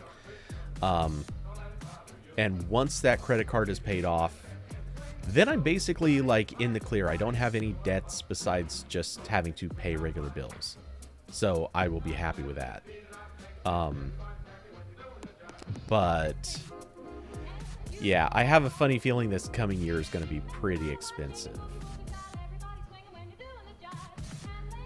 Which just brings up the classic point. Again, I need to find some contract work. But yeah, that's getting closer. Once I knock out this damn words. What words am I trying to find? Once I knock out the couple of things I still have to get done ahead of time on AP, and then it's picking up some contract work, and life will be good again. No, I should keep that window open. What am I thinking? Okay.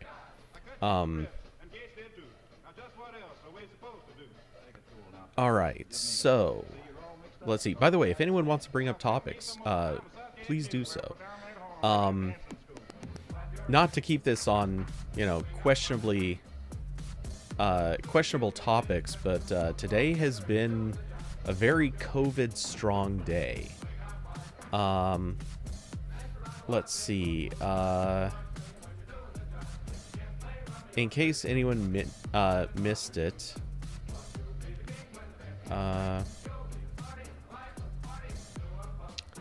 let's see. There were 3 COVID-19 related news items today.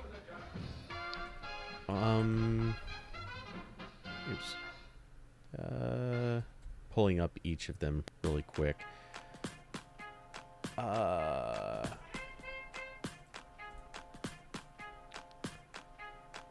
So the first one I heard about, and we'll quickly share these. So the first one I heard about today was Louisiana Congressman-elect Luke Letlow died of COVID, and he was just 41. And this guy was actually getting pretty good treatment at the hospital. They were trying pretty hard to save him, and he didn't make it. So, that definitely sad. Not gonna say anything, otherwise. But so Louisiana is going to be holding a special election for his replacement. It is a very Republican district, so reasonable to assume it'll be or another Republican that replaces him. Also, oops, wrong tab.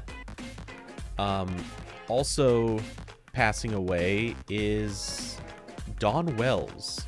She played Mary Ann on Gilligan's Island, which I gotta admit, I mean, I've seen the old Gilligan's Island, but did not really remember her super well. But yeah, so, and she was 82. And the one I saw just as the show started, Dr. Drew Pinsky, it has just come down with COVID-19. So that's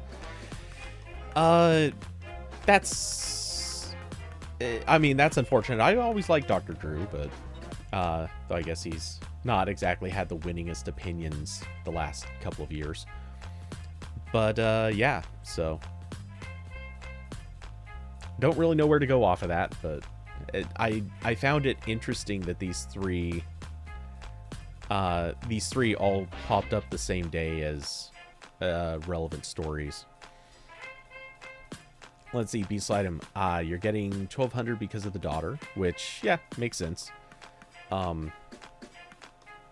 Which is good. Oh, yeah, I don't really have much to add off of that either. But, yeah. Weren't they at one time talking about trying to not send money to parents or something like that? I thought I had heard that, but I don't really remember much on it.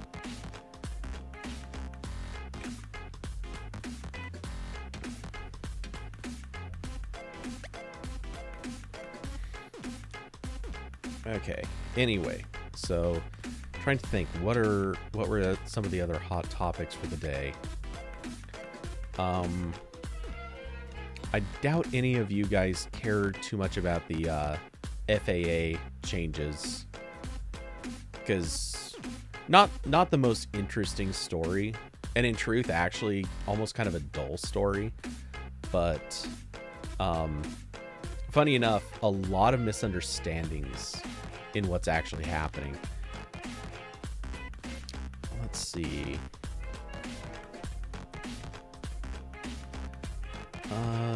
And I'm also still trying to dig up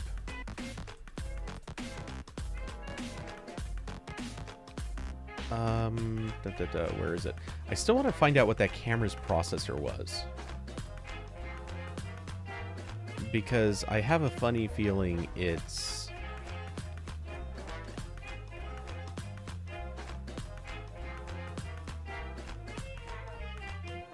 Oh, wait. Does this... No, of course not.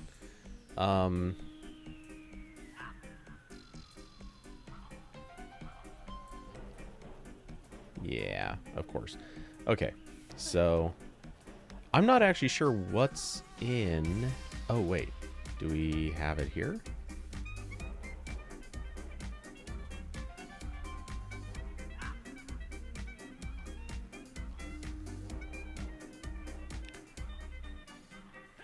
Nope. Oh, wait. We might have it here. When's electronic viewfinder? Apps. That's not telling me anything. When a site claims that they've got the, quote, full specs for a camera, but then they don't tell you what the processor is in it. Normally, no one would care, but in this one instance, it suddenly becomes highly relevant. Nope, they don't actually have the specs. Okay. Can't say I'm surprised. Anyway, so... Wait, is it here? Nope. I already looked at this site. Alright, I'm giving up. I don't think that camera's specs are actually publicly available yet. But for as ugly as the camera is, as unergonomic as it is, I still want to try it. Anyway,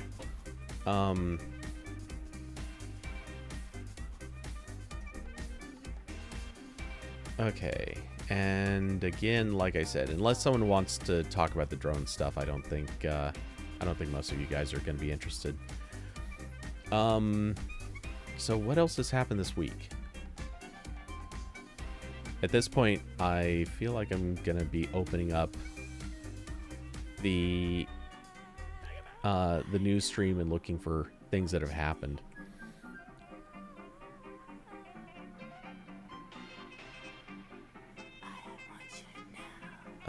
Let's see.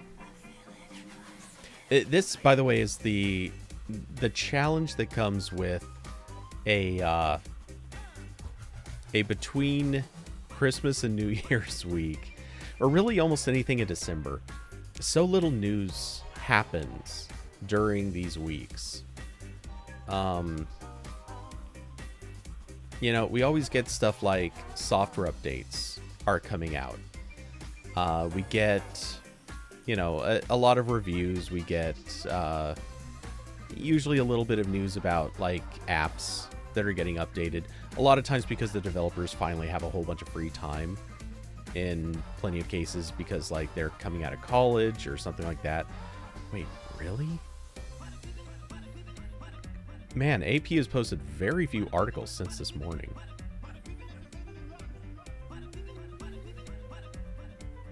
Actually a little surprised by that.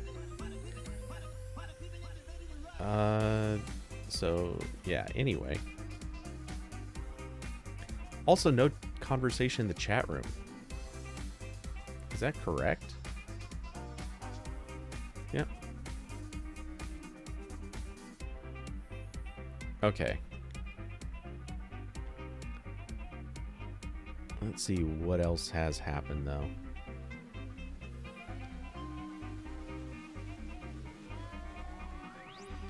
Oh, geez. Actually, as I look over AP's news feed, this is actually kind of bleak. It is all deal alerts and that there's software updates coming out for phones. Like, that's really almost all of it. There's a few rumors here and there and like odd little side stories, but that's it.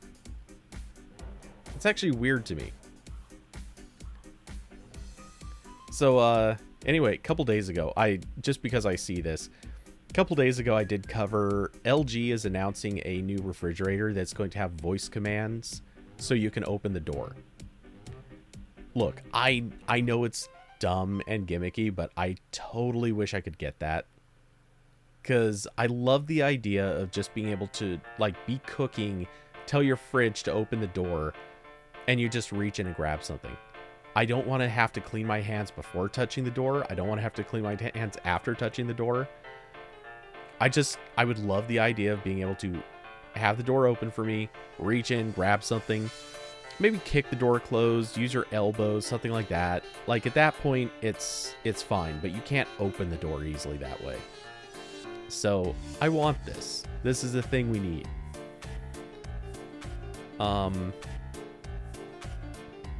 Also, it makes me want to see if I can't invent, like, a foot pedal. How great would it be if you could have a foot pedal just on the side and it, like, pops the door open for you?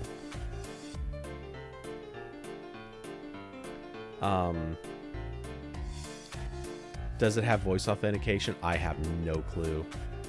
It's I'm not totally sure, but I think it is running on Amazon Alexa for its, like, how it interprets voices.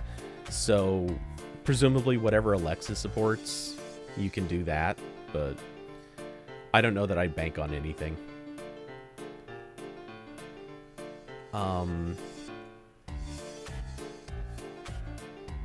Let's see. Okay, just because, so you guys are sort of a little more, you guys can see a little bit more of what I'm doing. I'm legitimately just scrolling through our Twitter account looking for anything that's interesting, and it really is blowing my mind how little has happened this week. Oh, in case anyone hasn't heard, Wonder Woman apparently did really well on HBO Max and in theaters, which presumably means they're going to their HBO Max is probably going to continue this experiment where they launch major titles simultaneously with theaters, and I'm all for it. Like, cheers to this. It needs to happen. I'm good with it. Hopefully it happens with movies that are better than Wonder Woman, but you know, so it goes. And seeing as they are seeing as they're going to be launching The Matrix 4, what were the others? Now I don't remember any of the others, but all the titles that I remember them listing, they are all titles. They're like big names, but they're mostly names that everyone's got very little optimism for. So we'll see what happens. Okay. Oh yeah. T-Mobile is shutting down service for select phones. I mean, when you see the list of phones, it's so many that no one's still using. I'm sure there are probably some, like, seniors who never upgrade their phones, or, you know, people in general who just, they get a phone and they keep it running for as many years as possible. I imagine they're the ones who this will affect, but at this point it's got to be so few people. Let's see.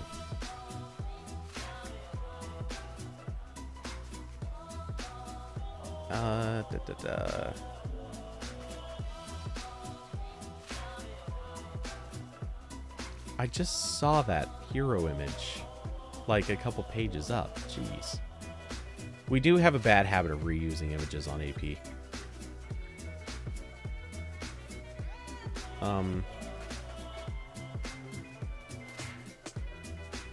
Oh, they won't comment on shutting down their 3G network in the end of July.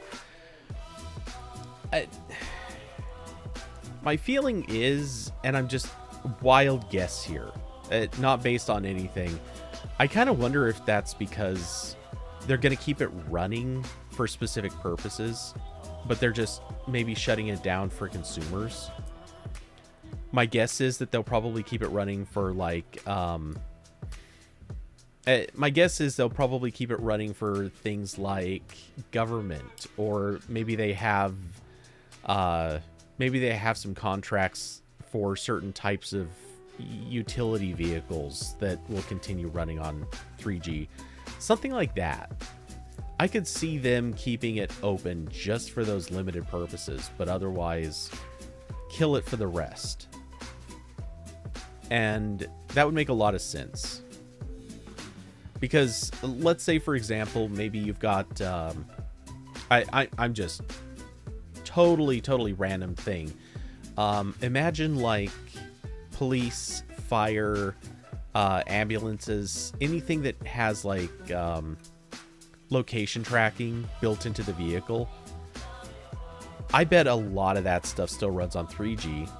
It probably all uses very little data. So they can take the spectrum and carve off portions of it that would be really tiny and could handle everything that's going to be using it. But since 3G has such good range, it won't cost them that much to keep it running, not compared to how much they're probably making on those contracts. So I'm guessing that's the reason. And you bring up IoT stuff, and yeah, that actually makes a lot of sense too. There probably is a lot of IoT stuff. There was also, I don't know if this still plays into it, but like Amazon had those Kindles that were 3G Kindles. And I would be surprised if some of those are still in operation. I really know nothing about those things outside of the fact that they were, at one point in history, they were using AT&T, but who knows? Maybe that contract changed. I don't know if those are even still being made or still in operation, but I wouldn't be surprised. And that would be another good explanation for it. Basically, anything that's possibly using a tiny amount of data and it would be profitable for T-Mobile to keep it running, I would totally expect that they'd have some of that stuff still contractually obligated, if not just profitable or notable for profit's sake.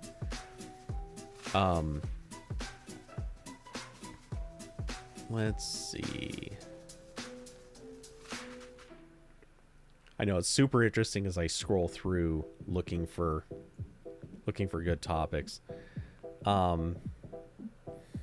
Let's see. I know that this is such a random thing, but I see the S Pen stylus and it reminds me of conversations that have been had a lot in AP lately about the M1 Max.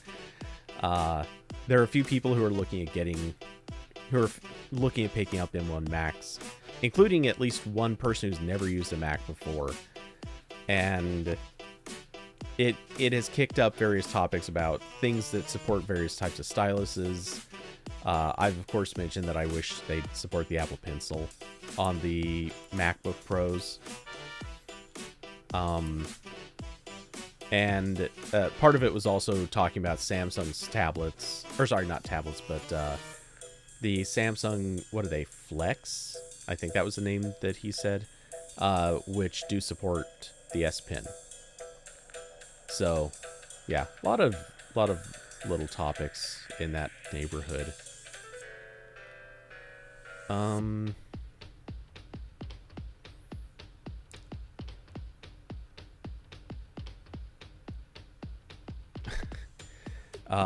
Okay, so still looking for anything that resembles.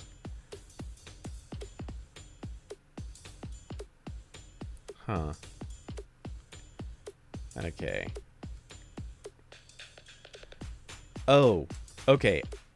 Totally irrelevant and unimportant story, but I loved it. And I know that this is a last week's story, but the Nickelback promotion. I gotta say, I thought that was brilliant.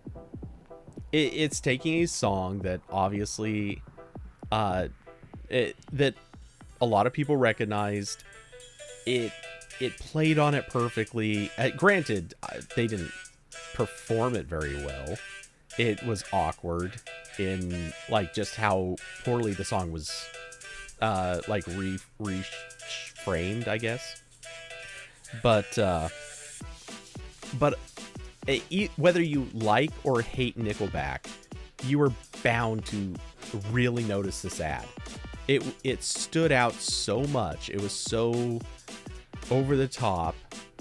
It was perfect. It was a perfect ad in that sense. So just quick take, but they were brilliant for that. That's my thought.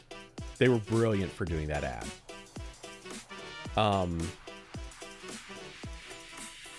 And for anyone that doesn't know, somehow missed this, Nickelback had a song called Photograph, and this was an ad for Google Photos. So yeah, and just a little thing, but it was cute. It was clever. Man, I swear I had things in mind that I wanted to talk about, and I totally can't think of any of them. And we already hit our first major political topic. Do we have any other good political topics?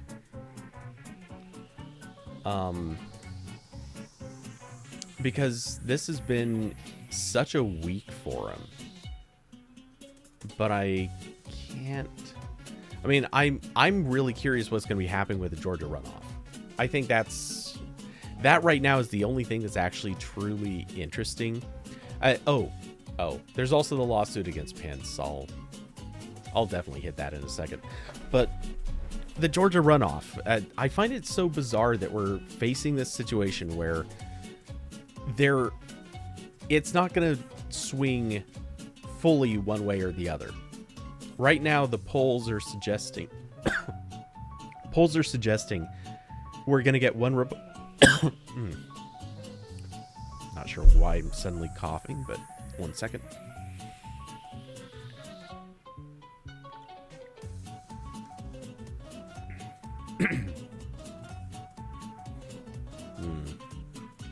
Okay. Okay. But I'm really confused by the fact that we're presumably going to, or the polls are showing right now that it could swing for one Democrat and one Republican. I gotta say that seems a little odd to me. I would have expected it to either be both Republican or both Democrat, but hey, if it plays out this way, that's interesting. Though it is right now, it looks like the Republican who is almost certain to lose, Loeffler, is she was a QAnoner. She's almost like she seems like somebody who would scare off even typical Republicans. Like your more middle of the road Republicans probably hate her. So at least I'm hoping.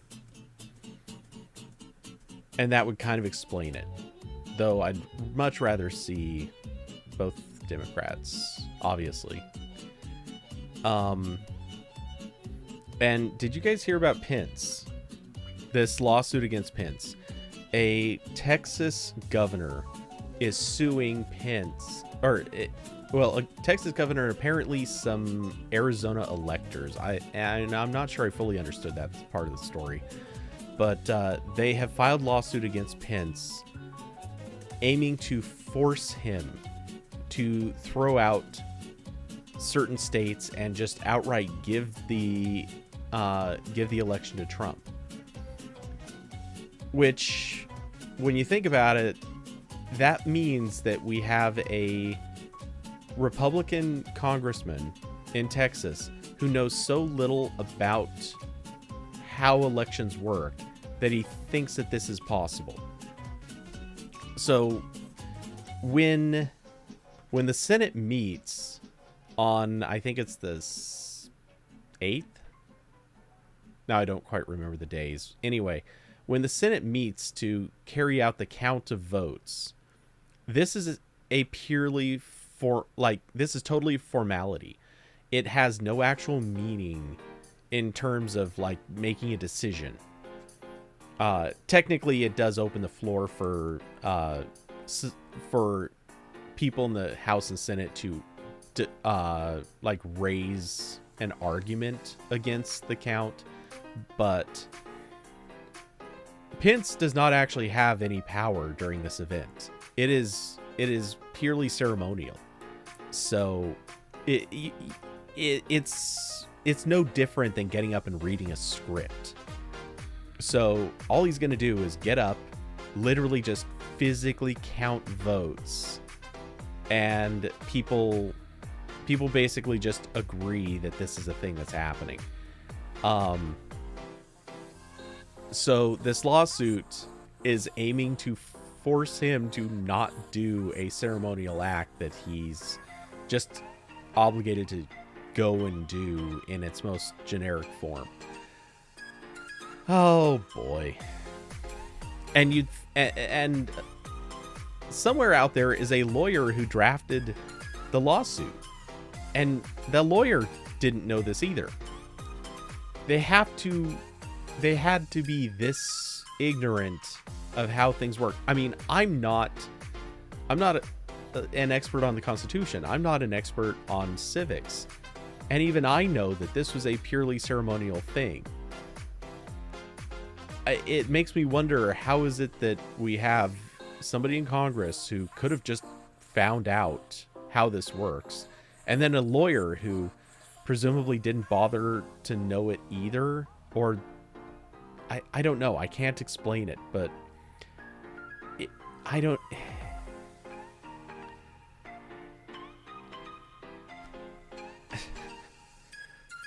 know.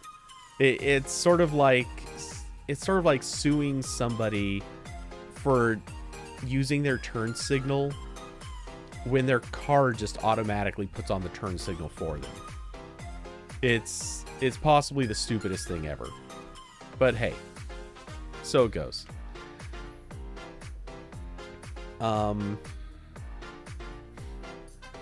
Let's see. So by the way, since we haven't actually, most of us haven't, or well, aside from game streams, most of us haven't talked since after Christmas. By the way, late Merry Christmas to everyone. Early Happy New Year's. Anyone doing anything for New Year's? And I'm sure a couple of you are probably going to be staying in. Definitely. I'm going to be staying in for sure. I'll be, let's see. Oh, actually, that's going to be a Thursday night too. So, wait, where did my widgets go? Okay, we're gonna quickly clear some of these notifications. Did my widgets all disappear on me?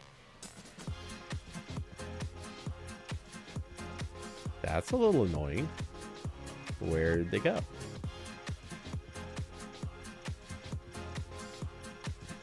Well, we're just gonna have to re-add them, I guess. But yeah, okay. So, New Year's Eve is the 31st. Austin gets to work. As in, you work on Friday, or are you actually working New Year's Eve? Because that would suck. And let's see. Actually, I guess now that I think about it, I'm gonna be working too, because right at midnight, that's I know this is such a weird angle to look at it, but it's true. Right at midnight, that's when new movies typically become available to stream. So right after New Year's Eve, I'm going to probably start working on that movie post that I update every week. So yeah, I will be doing that, and that will take quite a few hours of the morning. So yeah, I will be spending New Year's working on updating a movie post.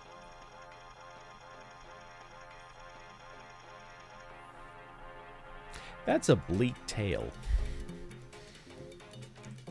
Also, I can't tell you how many New Year's I have worked.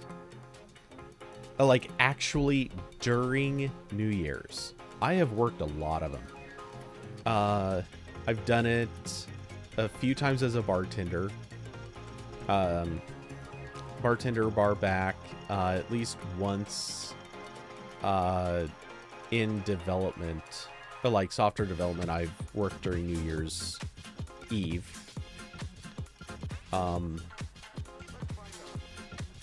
Let's see what else. I've worked on New Year's a couple of times for AP. Yeah, I've done a lot of New Year's work, now that I think about it.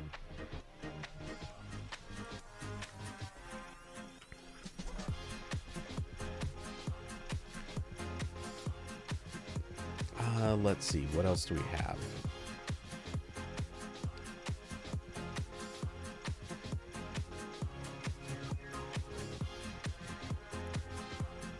Okay. Going way too far back in this history.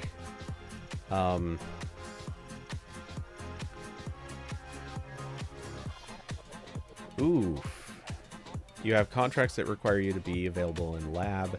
You're at 68 hours this week because you don't have a PhD and 4 weeks of vacation. This is always hell week for grad students in your lab. Okay, that makes a lot of sense. That makes a whole lot of sense. Seniority is a bitch, for sure. But yeah, I hadn't really considered that. That makes... for what it's worth, I don't know that this is worth much to you, but for what it's worth, you gotta consider this is probably the single worst year in terms of New Year's. So, you know, if you're going to have a year that you're stuck inside working, like if you have to have any year where you're stuck inside working, this is the year to do it. Because at a bare minimum, you like, I'm sure there are parties going on. I'm sure there are some places open. But it's the year that you don't want to do that. It's the year that sucks because you're stuck inside. You're or maybe not stuck inside, but it's certainly the year where that can go real bad real quick.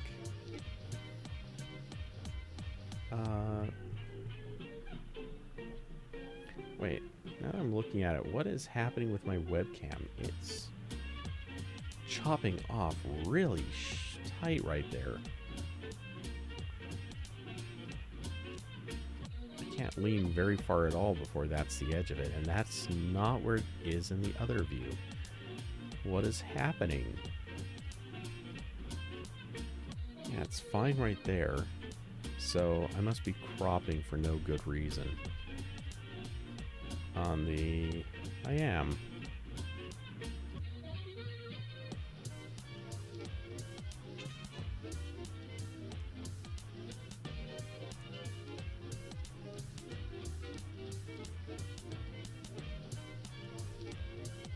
Hey, there we go.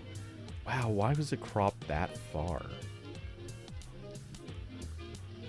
Okay, well that kind of fixes it.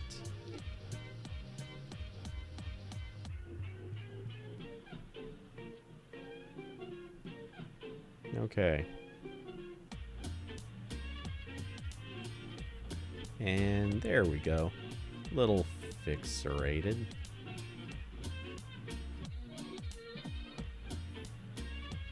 And why is the...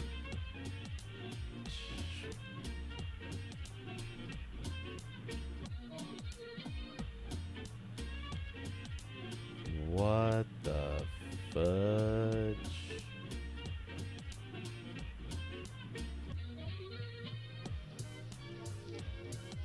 Oh, I see what I had wrong. Alright, cool. That's fixed. We'll fix that and that. Might as well lock that too. Okay, good. I feel better. Um,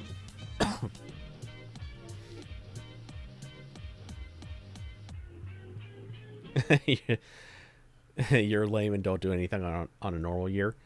I don't get me wrong, I get it. The thing is, and okay, I know that this isn't where most people are coming from on this, but I I stopped doing anything on New Year's. I avoid doing stuff on holidays um because those are the days that the amateurs go out. So you go to any place on New Year's Eve. You go to any place on 4th of July. Well, 4th of July is hit and miss because that's a big camping weekend. But if you go on any of these really big nights where suddenly a ton of people go out, you're going to end up paying a cover to get in the door at places that would otherwise be free. You're going to get inside. It's going to be so packed you can't move around. If you are going to the bar to get drinks, you'd be waiting 20-30 minutes for an order instead of getting something in a couple of minutes. Like any practical reason for going is completely ruined. So unless you just literally want to be standing in a huge crowd of people, you're not getting anything for it. It is just such a bad experience going out on New Year's Eve. Which is why I'm a firm believer that if you're going to do anything on a New Year's Eve, house party. David Lama, New Year's always packs out places. Yeah, it does. Absolutely. When I worked at a nightclub here, seriously, New Year's Eve was one of those nights that we all absolutely hated because people would pack in. They were rude, which don't get me wrong, I do actually understand this. I kind of am almost okay with it. People would be really, really rude about coming in. They try to order drinks. They're waiting 20 to 30 minutes to get a drink order. And we would be running our asses off because the bars were, never less than 3 deep. And that's if we were lucky. And, people paid a cover to get in and have a bad experience, to have bad service, to have bad everything. Meanwhile, plenty of people who have come in and they were drinking outside in the parking lot or something like that, or they pre-gamed before getting there. And so a bunch of people are also already drunk and just acting up and being awful. In general, it's just such a bad... It is a bad deal for everybody. And then because some people are pissed off, some people are just bad at going to bars, they also wouldn't tip. So, as a bar employee, you're working your ass off. Yeah, and I mean it, you're running. Like literally constant the entire time. You're at a full bolt, running as hard as you can. And you are still absolutely not getting anywhere near keeping up. But you're also not going to make crap for tips because tons of people just come through. They do big orders for their friends. If they do that, they might tip $1 or $2. And then if they're ordering just for themselves, a lot of them don't tip at all. So yeah, it's a bad night to be a bartender. And it's a bad night to be a customer. So yeah, I just in no way, shape, or form do I like going out on New Year's Eve. I'll go to a house party. I love house parties on a night like that, but no way in hell do I go to a bar anymore. Let's see. Austin, best drink for New Year's. That's actually okay. So in context, I can answer this. Yeah. It depends on context. If you're going out to a bar, best drink for New Year's, beer. I'll tell you, just order beer. It is something that barbacks may be willing to serve you. You may not have to rely on a bartender to do it. so you can get it quicker, and no one has to bend over backwards to do anything for it. Also, it's not mixed, which is kind of a boon because bartenders on New Year's, they're not mixing heavy. They're going to mix really light, so you're not going to get much for your money even if you do order a mixed drink. Alternatively, shots also valid, but shots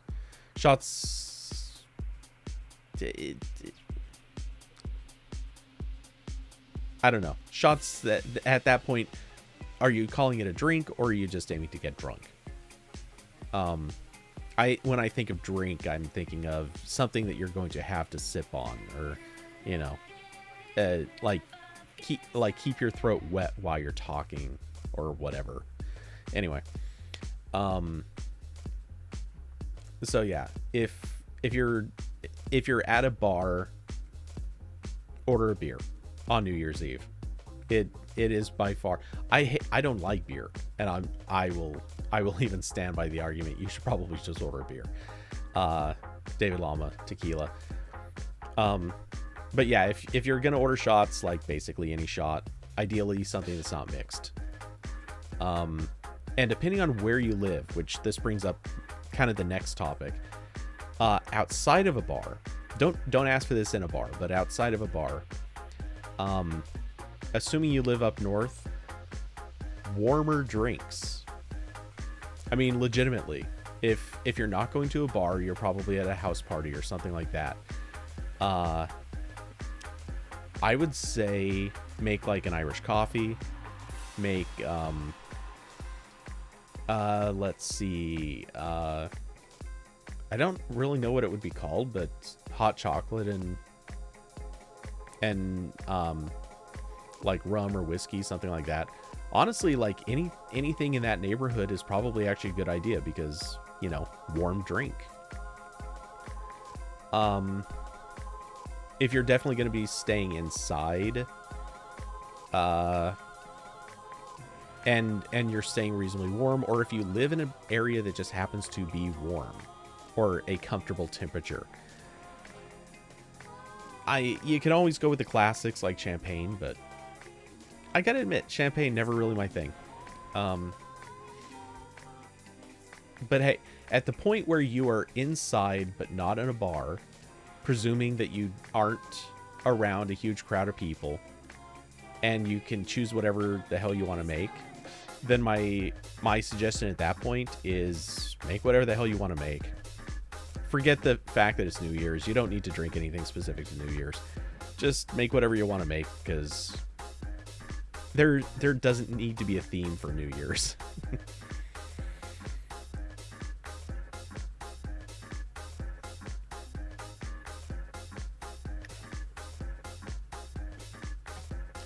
I mean, I not to sound cynical, because I know this kind of does in a weird way, but when it comes down to it, oh, this water's totally gonna pop when I open it. I can see the water. Okay, all right, I'll finish the other sentence before this, but New Year's is one of the few sort of holidays that we have that has absolutely no real meaning to it. There is no particular theme. There's no particular decoration outside of just shiny stuff, confetti, and usually kind of like leftover Christmas stuff in a way. Somewhere along the way, champagne companies convince people that you should pop a bottle of champagne. Yeah, there's really not much to it, and New Year's is basically just go out whatever night and drink. Like, that is the holiday. There is no it doesn't involve costumes. It doesn't involve fireworks. I mean, some people do both of those things, but it's not a real thing. There's no gift giving. There's no particular type of food. Again, outside of arguably champagne. New Year's is just this one thing that exists purely to say, hey, if you can, go out and drink tonight. And that's all New Year's really is. So, and I'm not saying that's a bad thing. Like, go ahead, enjoy. But I think it is funny. It is probably, I think, the only thing that we have that is sort of a holiday and has absolutely zero meaning behind it. Okay, anyway, about this water bottle. This is water that came from Costco. Some random, not sure, I don't think it actually even has a formal brand.